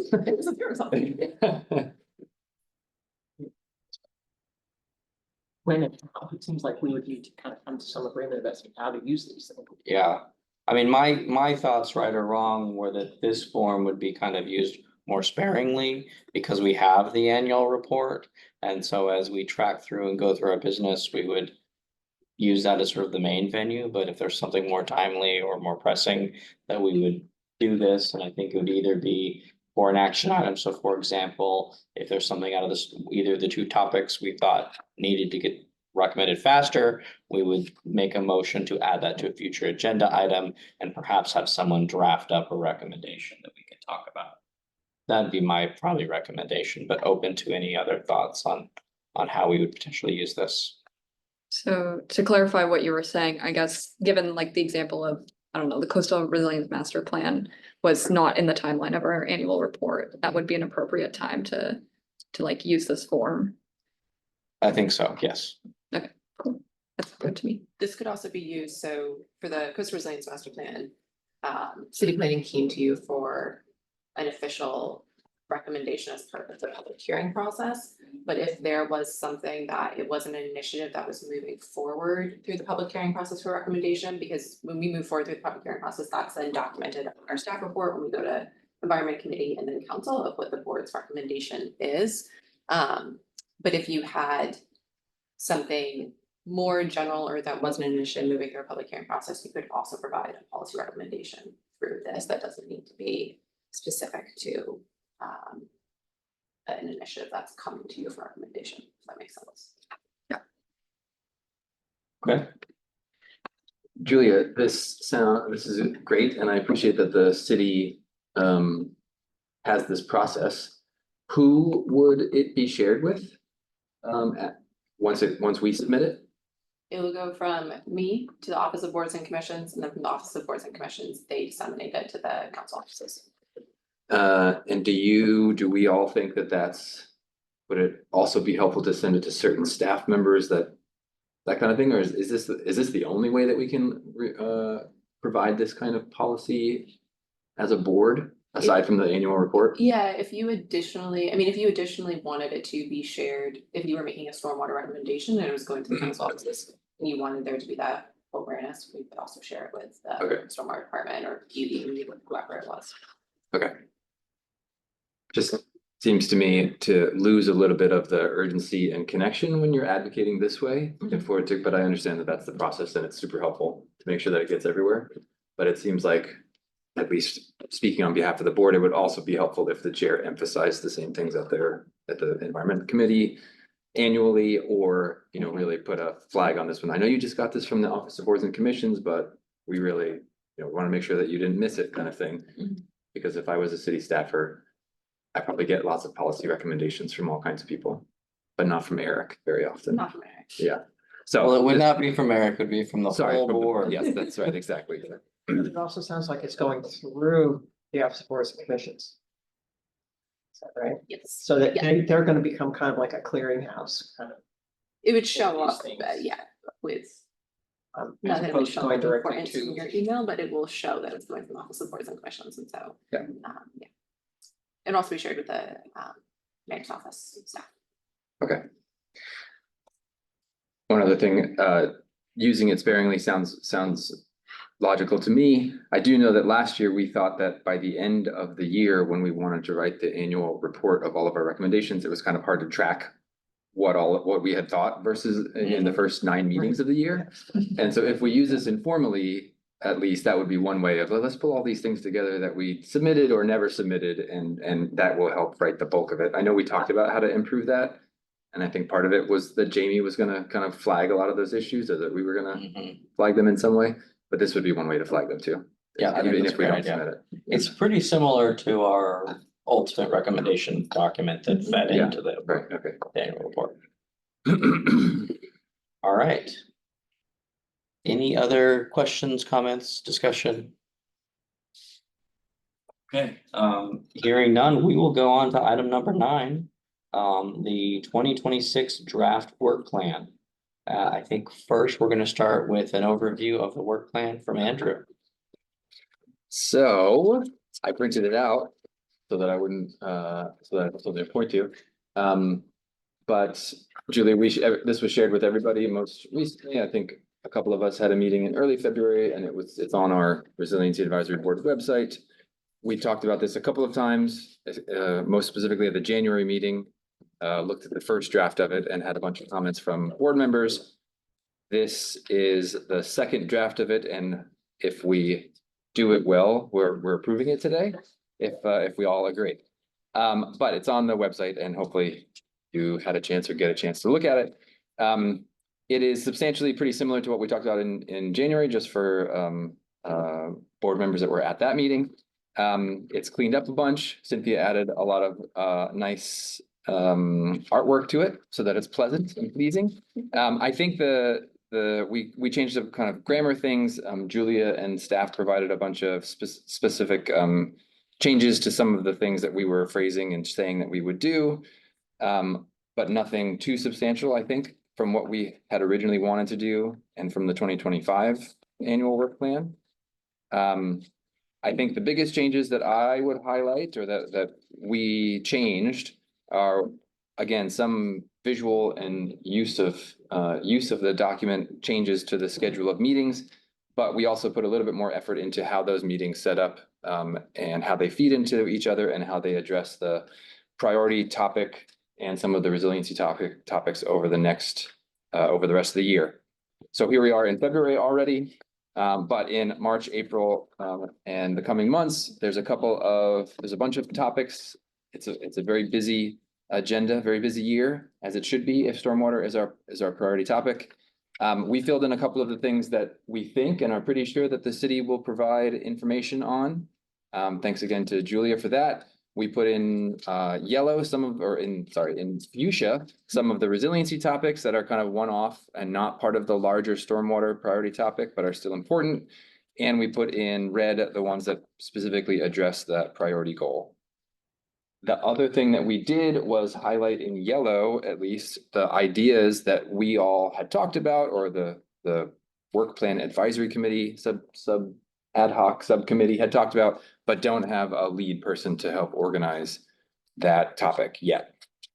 So if you are interested in any of these topics, resiliency or priority goal components of the stormwater, and you see that an RAB lead is needed, those are the ones that we need some help on from a board perspective. And then in green, it includes some of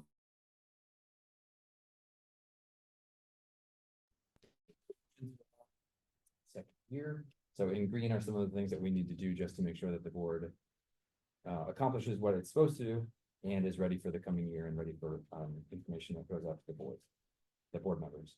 So those are in green. I think that's my overview of the changes that were made since January. Yeah, thank you for that. And I think just to put a point on the RAB lead needed, last year, we all picked a resiliency topic and really kind of went and found and selected something. I think this year, we definitely have capacity to add some resiliency topics, but probably not a resiliency topic, a person. So we thought this would be a good idea to sort of help people keep us focused on the overall goal of stormwater, and then bring others for involvement. Additionally, the city has advised us that to do a community meeting, we really need to start working on that 60 days ahead of time for it. And so we're looking at having our meeting in April, which 60 days is upon us for April.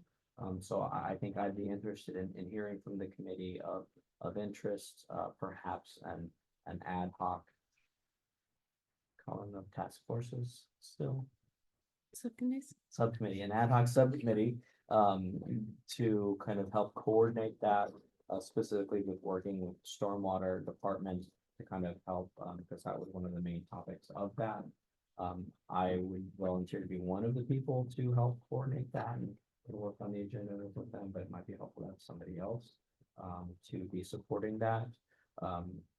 We do have a pretty full March agenda if everyone is still available for it, but I might recommend we look at the Los Penasquitos item, because that's a pretty specific stormwater one, and see should that precede the other sort of presentations from stormwater, or could it be moved into the March with that? So those were my comments and thoughts, but again, and then thank you very much to Vice Chair Meyer, Board Member Harris, for the primary efforts into editing and preparing this. So questions, comments? I'm happy to help out with the special meeting. Right. I have a couple of formatting things that I noticed, but I don't know if you wanted to do that right now. I did get, Cynthia sent me a note that this section wasn't aligned in the same way. So I did realign that. I don't know if you have additional formatting. Yeah, it's all in the like tables and stuff. Okay. The fuchsia needs to be bold and margin. Oh, yep. And then in April 23, the parentheses around Valencia Park are the wrong color. I appreciate the diligent and close review. And then in May 28th and June 25th, the sub-bullet and the bullet in red are different colors. Where priority goal topic is for May, and then the red priority goal topic for, yeah. And we have to close one approval. Yeah. Table it. That's all I noticed though. I'll take it. Okay, can I ask a clarifying question of you, Chair? Just the ad hoc subcommittee you're recommending is to help the Resiliency Advisory Board have a meeting on April 23rd, not in this room, but in a community, specifically hopefully the Valencia Park and Malcolm X Library. That's what the subcommittee would help do, is organize the space and the topics for that meeting. Is that correct? Correct. I would say as part of coordinating logistics, agenda, and confirmation for that meeting. Yeah. And just to build on that, are we assuming that that is going to be at 1 o'clock? Have we set a time for that? We've not set a time. I think that's one of the things to coordinate with the subcommittee. I'd be open to thoughts on it. I know we've talked about whether that should be the format of that. I think if allowed, I would probably recommend if we could do some sort of call-in option. But I don't know if the timing for that will work out, given the announcement we had from Kelly at the beginning of the meeting. And have it be in the evening. Well, I mean, yeah, I mean, the announcement suggested that even once if I understood properly, even once the council has acted, then boards and commission has to act before we can act, which has to be done at an in-person meeting. So I don't see how we are able to have all that stuff done before April, unless I misunderstood something. I would agree. It'll probably not be in place by April. Not be in place by April. Yeah. And until any of that happens, we, under the Brown Act, would not be able to have a hybrid meeting, correct? You can have a hybrid meeting for Members of the members of the public to attend, but in order for board members to attend virtually, the council has to act. We have to get advice from the city attorneys that confirms your board is able to meet hybridly, then the council will have to act, and then you will have to act as a board. Yeah. But we could still have a regular meeting of ourselves in person at whatever time is appropriate at this location. Yes. So that just needs to be. We could still do that.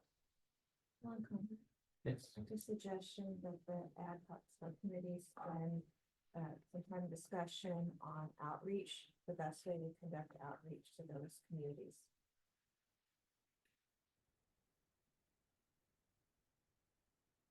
Yeah, to make it make sense to go there. Yeah, I was gonna kind of prime the subcommittee with a comment or an opinion, is just that in my experience so far, the stormwater staff have been completely professional, and the city stormwater staff, and fantastic. And they are trying to do something that is basically impossible. So in this particular, and I appreciate Patrick, and I appreciate Todd. Thanks. Todd's being here in the same room and referring to each other. Like that's been my experience. And so I think we should be, as a board, very careful not to put city staff members in a space in which they will be, you should always get a chance to talk to your city staff and get a chance to discuss with them and get angry if you want as a citizen of the city of San Diego. But we should be careful in terms of outreach and in terms of setting the expectations for the meeting, that we're not putting a straw man out there to be yelled at and to just be torn apart, when it's much more complicated than the individual staff person sitting there from a stormwater management and impacts to Troyes Creek particularly component. So I'm sure this, the city should be prepared for that on their own in terms of how their staff is what their staff says in these kinds of meetings. But I think it's also something that we should be as aware as possible to make it as useful a meeting as possible. Okay. I think it's just something to note on there, because this was one of the changes to the work program. We did remove the January 2024 storms, because that's not something city staff are able to speak to currently, given ongoing litigation.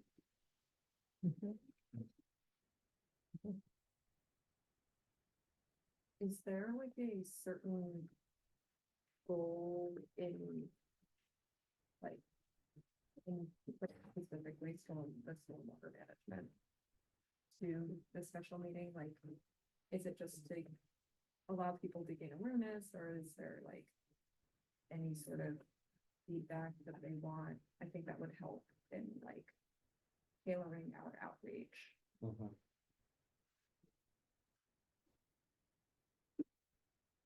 In my perspective, one of the purposes of the board holding an in-person meeting is not to facilitate a department hearing from the community, because departments are going to go out to communities and conduct outreach and make sure that we are hearing community voices related to our work programs. That if the board wants to have an in-person community meeting, it should be to facilitate the board hearing from community members on how community members are impacted by a variety of issues that fall within the board's purview. And so I would think about that too, maybe as you're thinking about what the agenda for that special meeting looks like, that if the purpose is really to be out there in the community and hear from the community, your agenda may be shaped more towards open public comment forum for the board to hear from community members. Can I make a comment? Yes, but before you do that, can I ask a question, Julia? So Julia, are we confirmed with all of the topics for March 19th? Stormwater, I'll need to confirm on their end for staffing. Public utilities, I believe is confirmed. And then Ian, not sure on your end for scripts. But I think for all of them, they are lightly confirmed. With city staff, I've reached out to city staff members for each of the initiatives that are requested to let them know. That's another update. So the SB 99 update moved just months into June. We would like to come back after we've submitted our update to CAL FIRE to provide that update to the board, and we anticipate having that by June. So that one is tentatively confirmed. Same with the urban forestry, the natural resources management plans. Those dates can also move around, but staff are aware and generally able to attend. I think as we get further into the year, September through November, probably a bit more flexibility just because those are further out. We do have the extreme heat action plan and update from city planning department. That also could be a joint update, ABA with the climate collaborative, if we want to, depending on how the board wants to hear about that item, or scripts. It's also a part of that. But yes, everything is lightly confirmed in terms of staff availability for these presentations. Thank you. I'll go to Board Member Harris's comment or question, and then I have a question probably for the whole group. That probably makes sense, Julia, because you're dividing these up into their own agenda items. That also leads to the earlier point about how to conduct outreach. It could be framed potentially as we want to hear from you and stress that one of our roles is to develop recommendations. So their input will help us develop those for the city.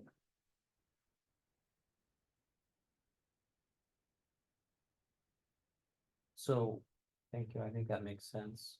Hearing that and looking at sort of our March and April meeting, I guess the thing that strikes me is if we're hearing and learning more about stormwater management at the same time we're supposed to be getting outreach and feedback from the community on stormwater management, is that sort of setting us up to not be able to understand that information as well? And so the question is April the right time to do that outreach meeting, or should we make sure that we can hear from city stormwater so that we're a little bit more prepped for that, and that we could have then the meeting be more focused on the outreach and the feedback directly to us? One item maybe for consideration for the community meetings. I know last year the board did a lot of outreach to different groups and organizations in your network on just awareness of the Resiliency Advisory Board. The ad hoc subcommittee could decide maybe to explore doing that again, but with a more targeted focus of the board wants to be hearing from community groups, community members, trying to get maybe a pulse on what community members want to share, and then have that inform where and what the community meeting looks like for consideration in the ad hoc subcommittee. I think that's smart. So we're going about this in a way that is ultimately effective to get feedback, right? Because I'm also conscientious of going into the community, and especially with a very sensitive topic with stormwater, the location, there's a lot of heightened sensitivities there.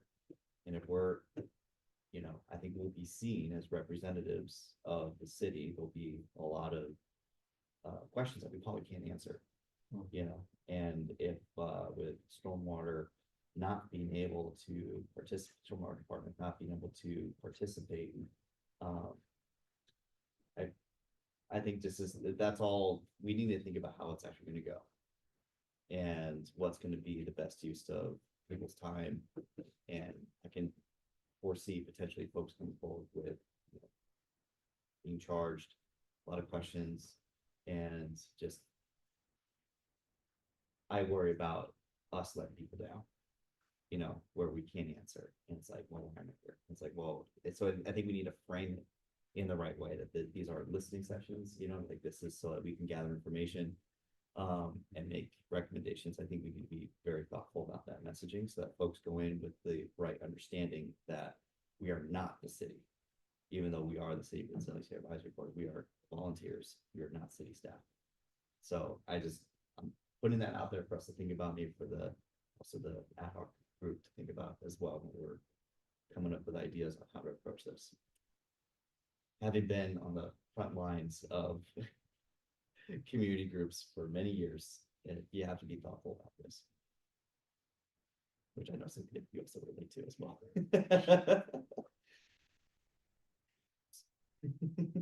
So I think a lot of these details are for the ad hoc committee to work out and kind of come back, and we can have a touch point.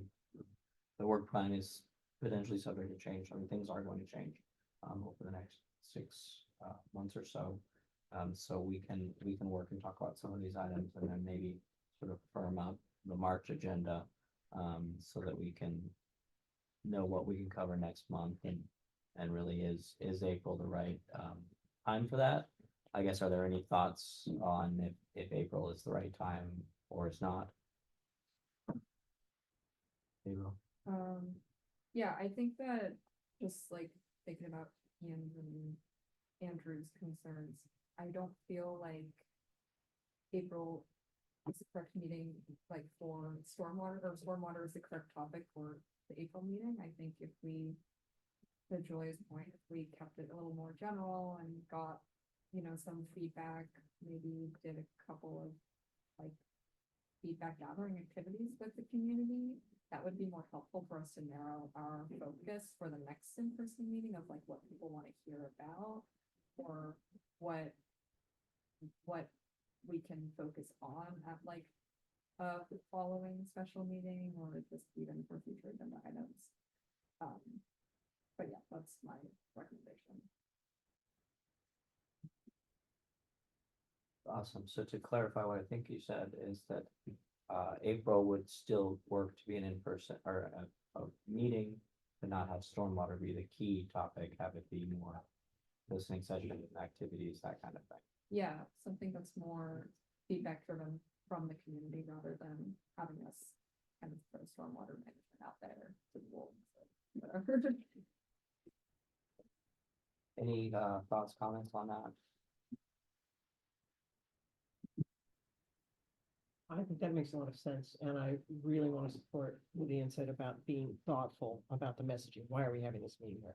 What's the point? What are we looking for the community's input on? And to that end, I think, given the sensitivity of stormwater and also its centrality to our work plan, I mean, we want to understand that pretty carefully before we put ourselves in the public environment or put the department there. I'm wondering if swapping around some of these, we don't get to approve the plan today, that could, but for example, the energy resilience topic that's on here for May. I think I understand that the EPIC people have this already in the can, and I'm wondering if that could be presented in an April special meeting session so that the public understands the kinds of substance we are dealing with. The part of our charge is to learn and understand what resilience is, maybe swap those two out so that we have an opportunity to both do a listening session and do a topic at the same time. Public participation is invited in the topic if they want to. So that was one thought about that. I do have a couple of other timing questions about this. The way the topics are laid out, and potentially, you know, an operative work on setting up some of these topics, depending on when we're gonna have them.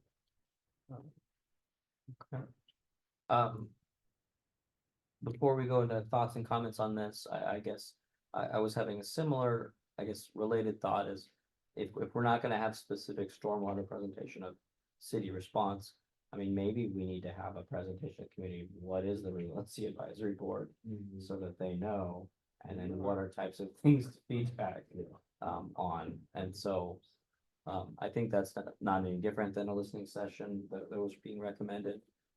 But I think the ad hoc subcommittee can work on those details. Any other comments or thoughts specifically to moving the energy item, Andrew?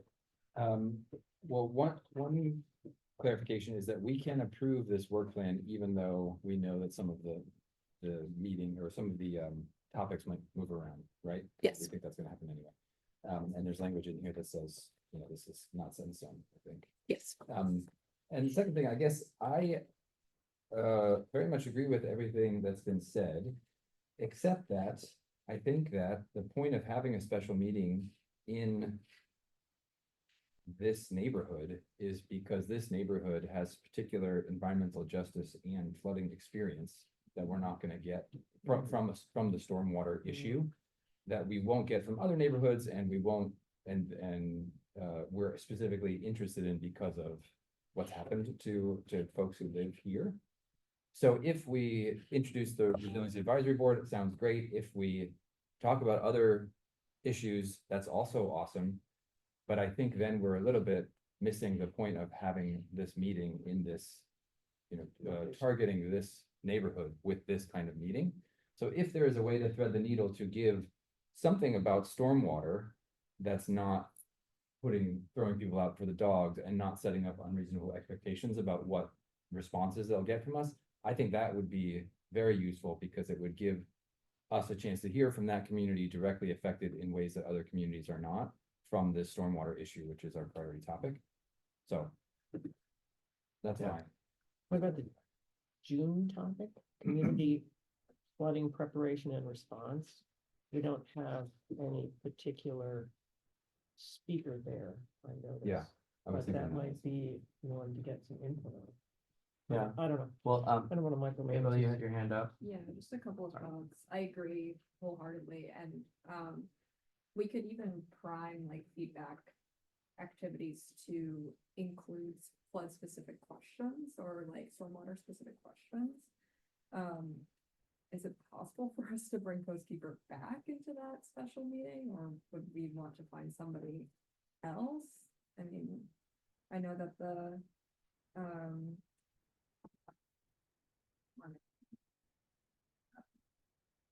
they run the Troy Street Blue Green Collaborative. Groundworks, thank you. Very active in that neighborhood. I'm part of the Blue Green Collaborative that they're doing there, but I don't know if that's something that we would want to pursue. I don't think there's any restriction on bringing Coastkeeper back, obviously, if they're willing. I think any other organizations could be helpful, and maybe there are some presentations we could tailor. I'm sure that Stormwater has sort of more presentations that are maybe not as targeted to the events and more specific of stormwater. I mean, they're out at a lot of events providing tchotchkes. So I'm sure they have stock presentations that they could have that are maybe a little more general, but that would help drive that feedback too. But it also may be if they show up, they're going to be the target. Yeah. That's the danger of that. I really like the idea of bringing in some other That's why I non-city feel like players. specifically groundwork, since they Groundworks, work yeah. in that area, but they would be appropriate to present that. So outreach them just to let them know about the event, invite them would be helpful in activating interest in participating. Yeah, definitely. Yeah. They have like a community mentor, community events. Like this. Okay.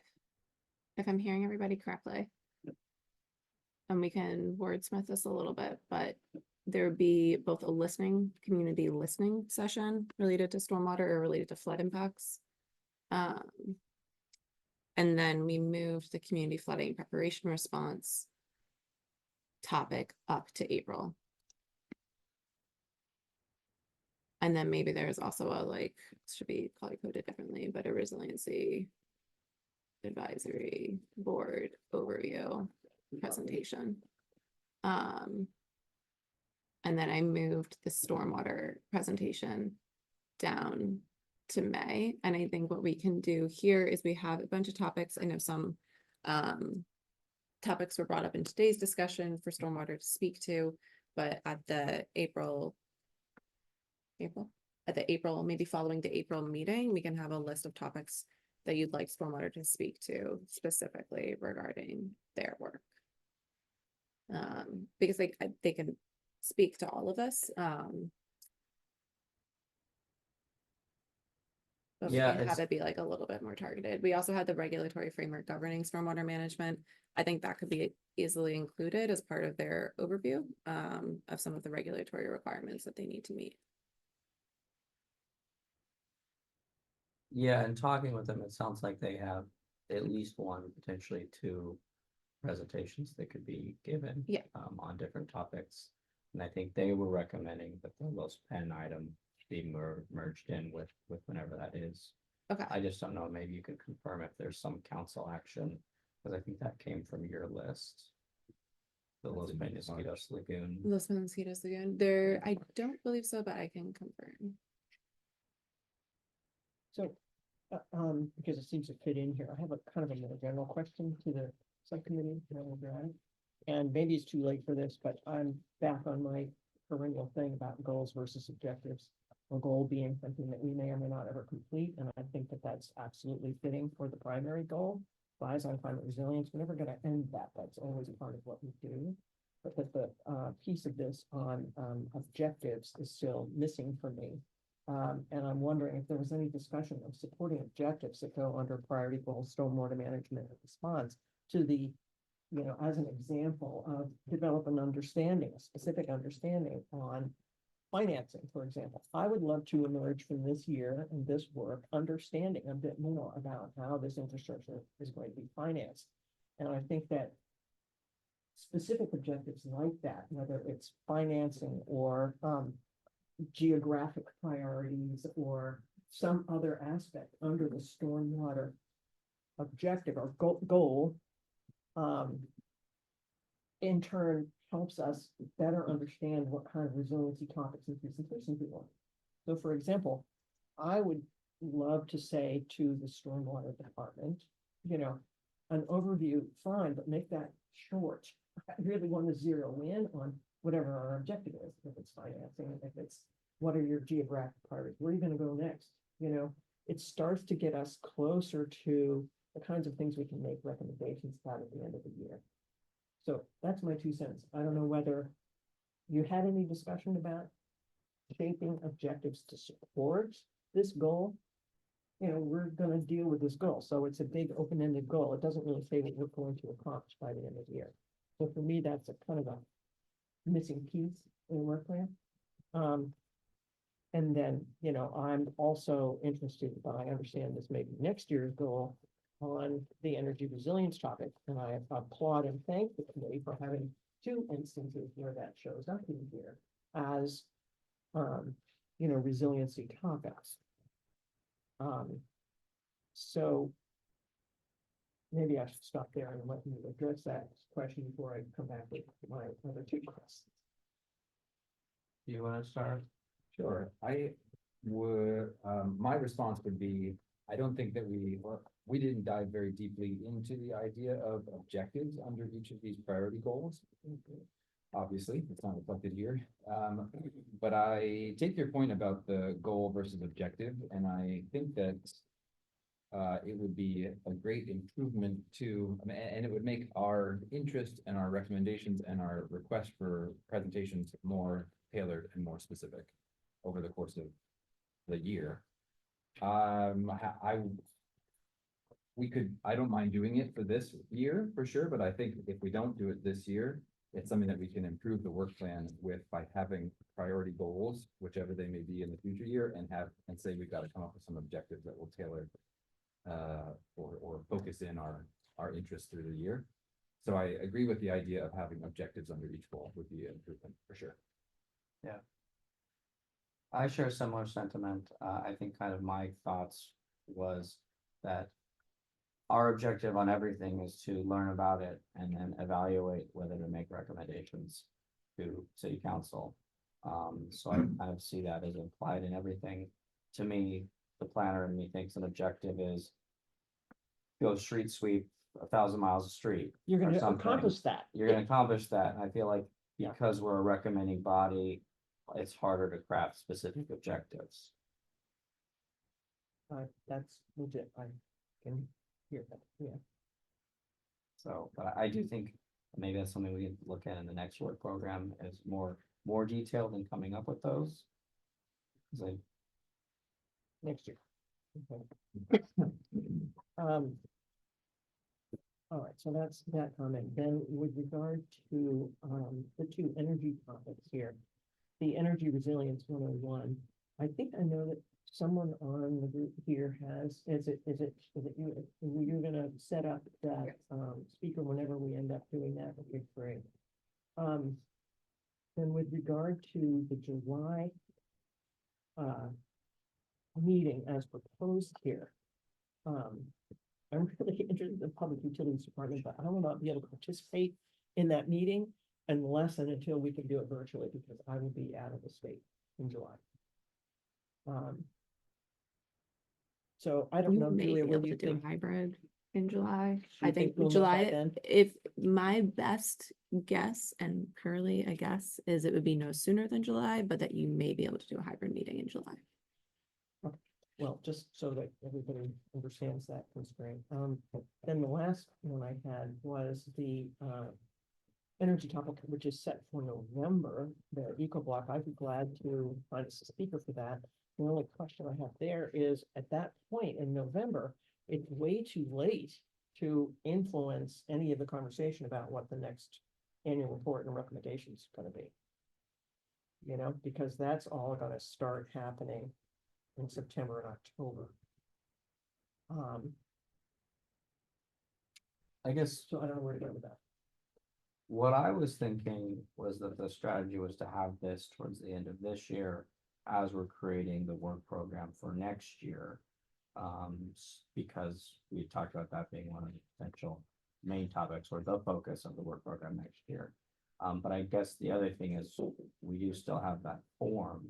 So if we hear something in November that's too late to get in the actual recommendations, and we want to send something to the city council sooner than that, we could agendize something and use that recommendation form. Because it is sort of awkward timing, because it's the presentation of the environment committee was like November. You have it October, I believe, but it could be October or November. We had that same problem this year with the Coastal Resilience Master Plan, and that we heard about it in October or November, and it didn't make it into our opinions didn't make it into the recommendations to the Environment Committee. So that we have to remember to put them in this year. Yes. But one thing I guess I'm suggesting is maybe that is a good use of that form, because the timing is a little bit off. Totally. Because I think we'll have that problem with any topic in November. Right. Yeah. Okay. Well, and the other thing I think I understand you saying, Eric, is that the annual report and recommendations really will be primarily on the stormwater topic. And not necessarily addressing what are we gonna do in 2027, but that's a separate conversation. That the what are we gonna do in 2027 is not a recommendation that comes out of the annual plan, out of the annual report. It's held over until January.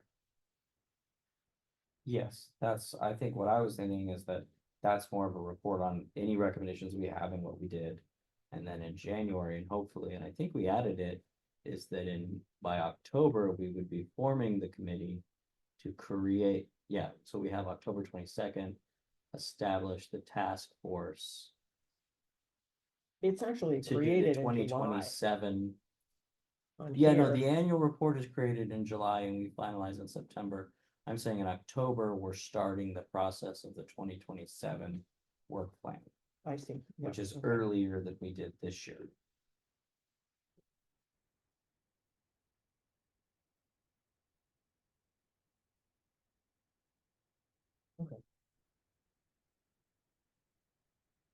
Okay, well then my last thing is I would be happy to find a speaker on local energy distribution systems, that topic. Okay. Thank you. Any other comments, thoughts on what we were talking about or anything in the work program in general? Board Member Harris? Happy to look at someone for the July, on environmental finance.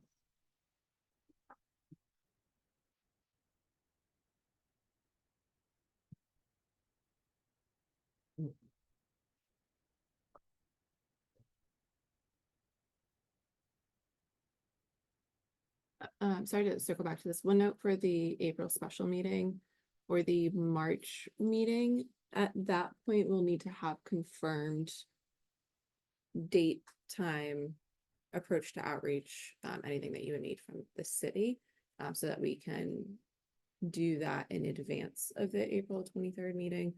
We are working to get materials posted 2 weeks in advance. We didn't meet that this time. We're gonna try for March to get it 2 weeks in advance. But that does mean when you look at the dates that everything really needs to be in place 2 weeks before that. So you've got to work a bit backwards. So for the presentation, like, does that have to be up by 2 weeks in advance? Ideally, we would need the materials by 2 weeks in advance. That's gonna be. I love our researchers, but they're infamous for not getting us stuff. So, and is that a Brown Act thing or is that a? That is, we are personally trying to get everything Yeah. 2 weeks in advance. Brown Act is 72 hours, so we could post, in theory, the other materials and that presentation later, should we need to. Yeah, I mean, Brown Act is 72 hours for the agenda description. Right. So, I mean, in theory, if someone brings something to the meeting, as long as we make it available after. I'm not encouraging that, I'm just saying. Yeah, I know. The I'm letter just of like, the no, law. like, I'm giving you a glimpse into my world. The 2 weeks is this our personal ambition to have materials both to board members, but also to community members more in advance. It is not a legislative requirement. So there's Yeah. flexibility. Our ambition collectively, thank you. Duly noted. So yes, there's flexibility Okay. there if needed. And then on that same topic, if I could be obnoxious for a second. Yeah. Scripps Institution of Oceanography. And then if you, Abel corrected me on colors and bullet points. So if, okay. if you can, also add, comma, UC San Diego. Great. Yeah. Brand compliant. Oops, and I forgot. There we go. With that UCSD charting colors. Yeah, thankfully, it's not that bad. Abel, were you potentially taking on this as a lead to reach out to groundwork? Yeah, I can do that. Yeah, happy to support this April meeting. Are we creating a subcommittee for that? Right? Well, I think we are creating an ad hoc subcommittee of you and I. All right.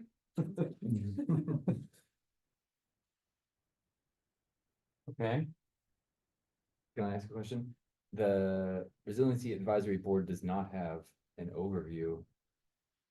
Visual PowerPoint or anything like that, right? No, Is that not the, that'd not in be- some vault someplace? it is not in some vault someplace. There are slides from when the board was created of the slides that were presented to council to create the board, and I can certainly share that. I would look to probably the chair and the vice chair to do that overview. I'm happy to support. But yeah, I would look to maybe one of you if you want to do that overview, and I can share those slides with you. The October presentation of this board before the environment committee, if any of those slides from the beginning of it could be rehashed, that might be. I'm happy to help with that, and I can Yeah. share with everybody, but I can share with you. Yeah, I mean, I think it's, doesn't have to be a super complex presentation either, so. What we have existing, a lot of fuchsia. Yeah, that's. Yeah, that would be great. I'll Your follow up fuchsia. with you, Julia, and you, Cynthia, if it's not shared out. I think the other thing that you know in that is the part of the conversation that, you know, Ian and Abel have been having about what are we here for? Yeah. Yeah. That's a perfect place to say it. Yeah. Some of that will be What for are the we subcommittee as doing well. with outreach meeting for, and what do we Right. want to invite your comment on, or, yeah, how do we operate, all that kind of stuff. And I have one more follow-up comment to that, Erica, thanks for bringing it up. I know we talked about like kind of teeing up stormwater with an outside group or, you know, something like that. I think we also need to be prepared for that. Think about stormwater may be one of the things that this particular community brings up. It could be also what we heard earlier today about extreme heat and lack of cooling zones, or what, you know, there could be a variety of climate related hazards and challenges that this community faces. I know that we're keen on stormwater this year, but I just think something we need to be aware of going into this site. Little plug too. You guys also oversee everything biodiversity and conservation related. So that can also, as you're reaching out to community members for where you want to seek feedback on, that could also be a topic area that you might want to solicit input.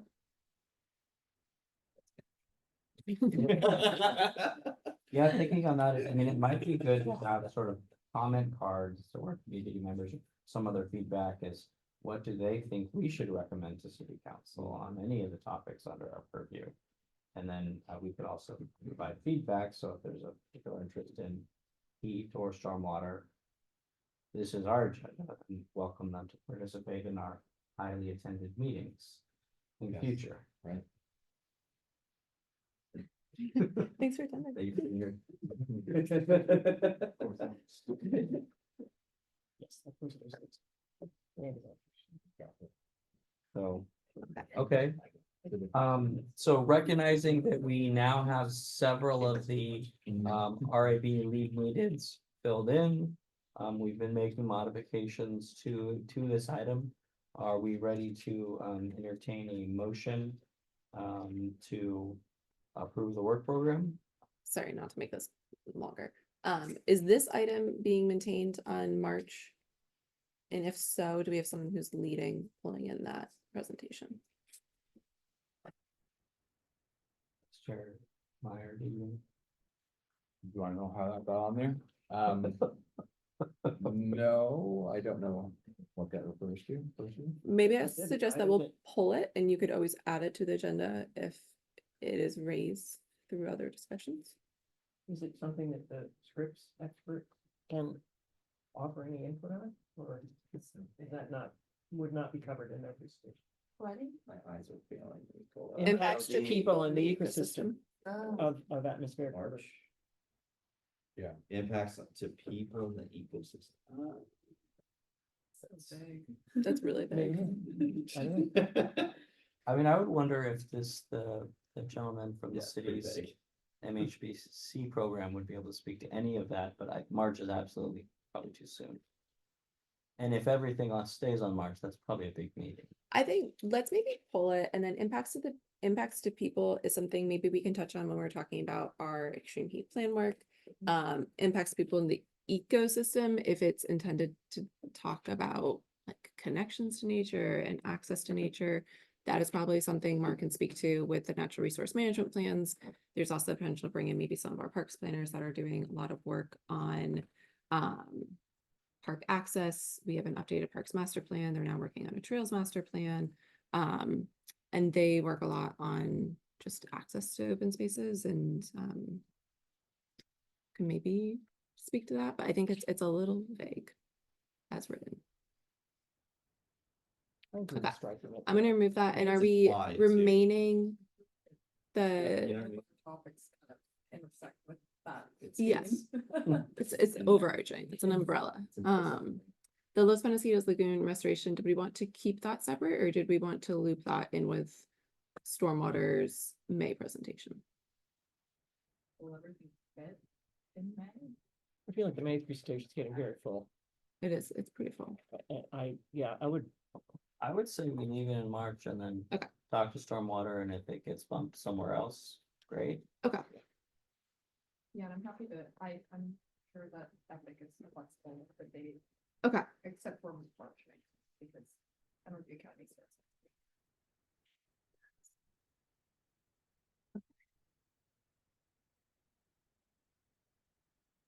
Can I put this on you to coordinate with Epic or Brenda? Yeah. Cool. Thank you.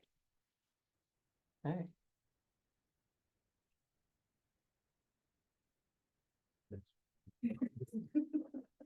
Any other comments, questions, edits, or motions?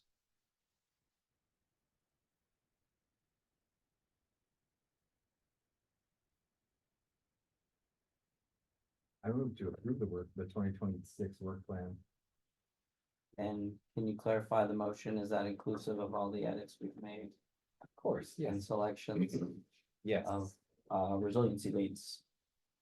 yes.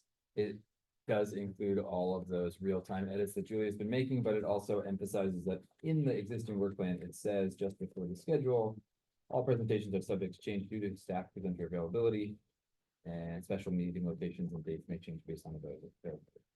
So the schedule is the most fluid part, and please take a look at our website to get the most up-to-date dates and locations. It was a really long. So if you got, I forgot I was going to make your motion. Motion to approve the work plan inclusive of all edits being made in the meeting and with the emphasis on the ability to adjust topics and specific dates. And times. Yeah, maybe the Okay. website part doesn't need. Or do we have a second? I'll second it. Board member Morgan seconds. Okay. So motion by board member Meyer, second by board member Morgan, by Vice Chair Meyer. And is there any discussion? Hearing none, can we have a vote? All those in favor? Unanimous with all board members present. Thank you. Great job, everybody. Meeting. Thank you, committee. Sorry for not That's my video. but I just took the opportunity to absorb and see how everything works. I'm so excited. Hope you don't quit. Excited to have you here. In production for me, I feel like we. Yeah. Yeah, no, I'd love to know more about it. Absolutely, absolutely. We need to start the meeting. Well, yeah, maybe, sorry, just trying to keep us on the Brown Act. Can we do that, propose agenda items for future meetings first? Oh, yeah. Do we have any? I mean, we pretty much spent 40 minutes for that. Can we propose at the next meeting, we do quick intros for grants? That might be a good idea, is add that to the agenda as quick intros for everyone. Give her time to prepare, yeah. People are on VPA. Yeah, I'd love to do that. So, great, all good to know each other. That we sounds have a- great, and then Secretary Garrett will also be here, I believe, at that meeting. Okay, great. Good timing. Perfect. Okay. With that, any other agenda items, or can we move to adjournment? We are adjourned.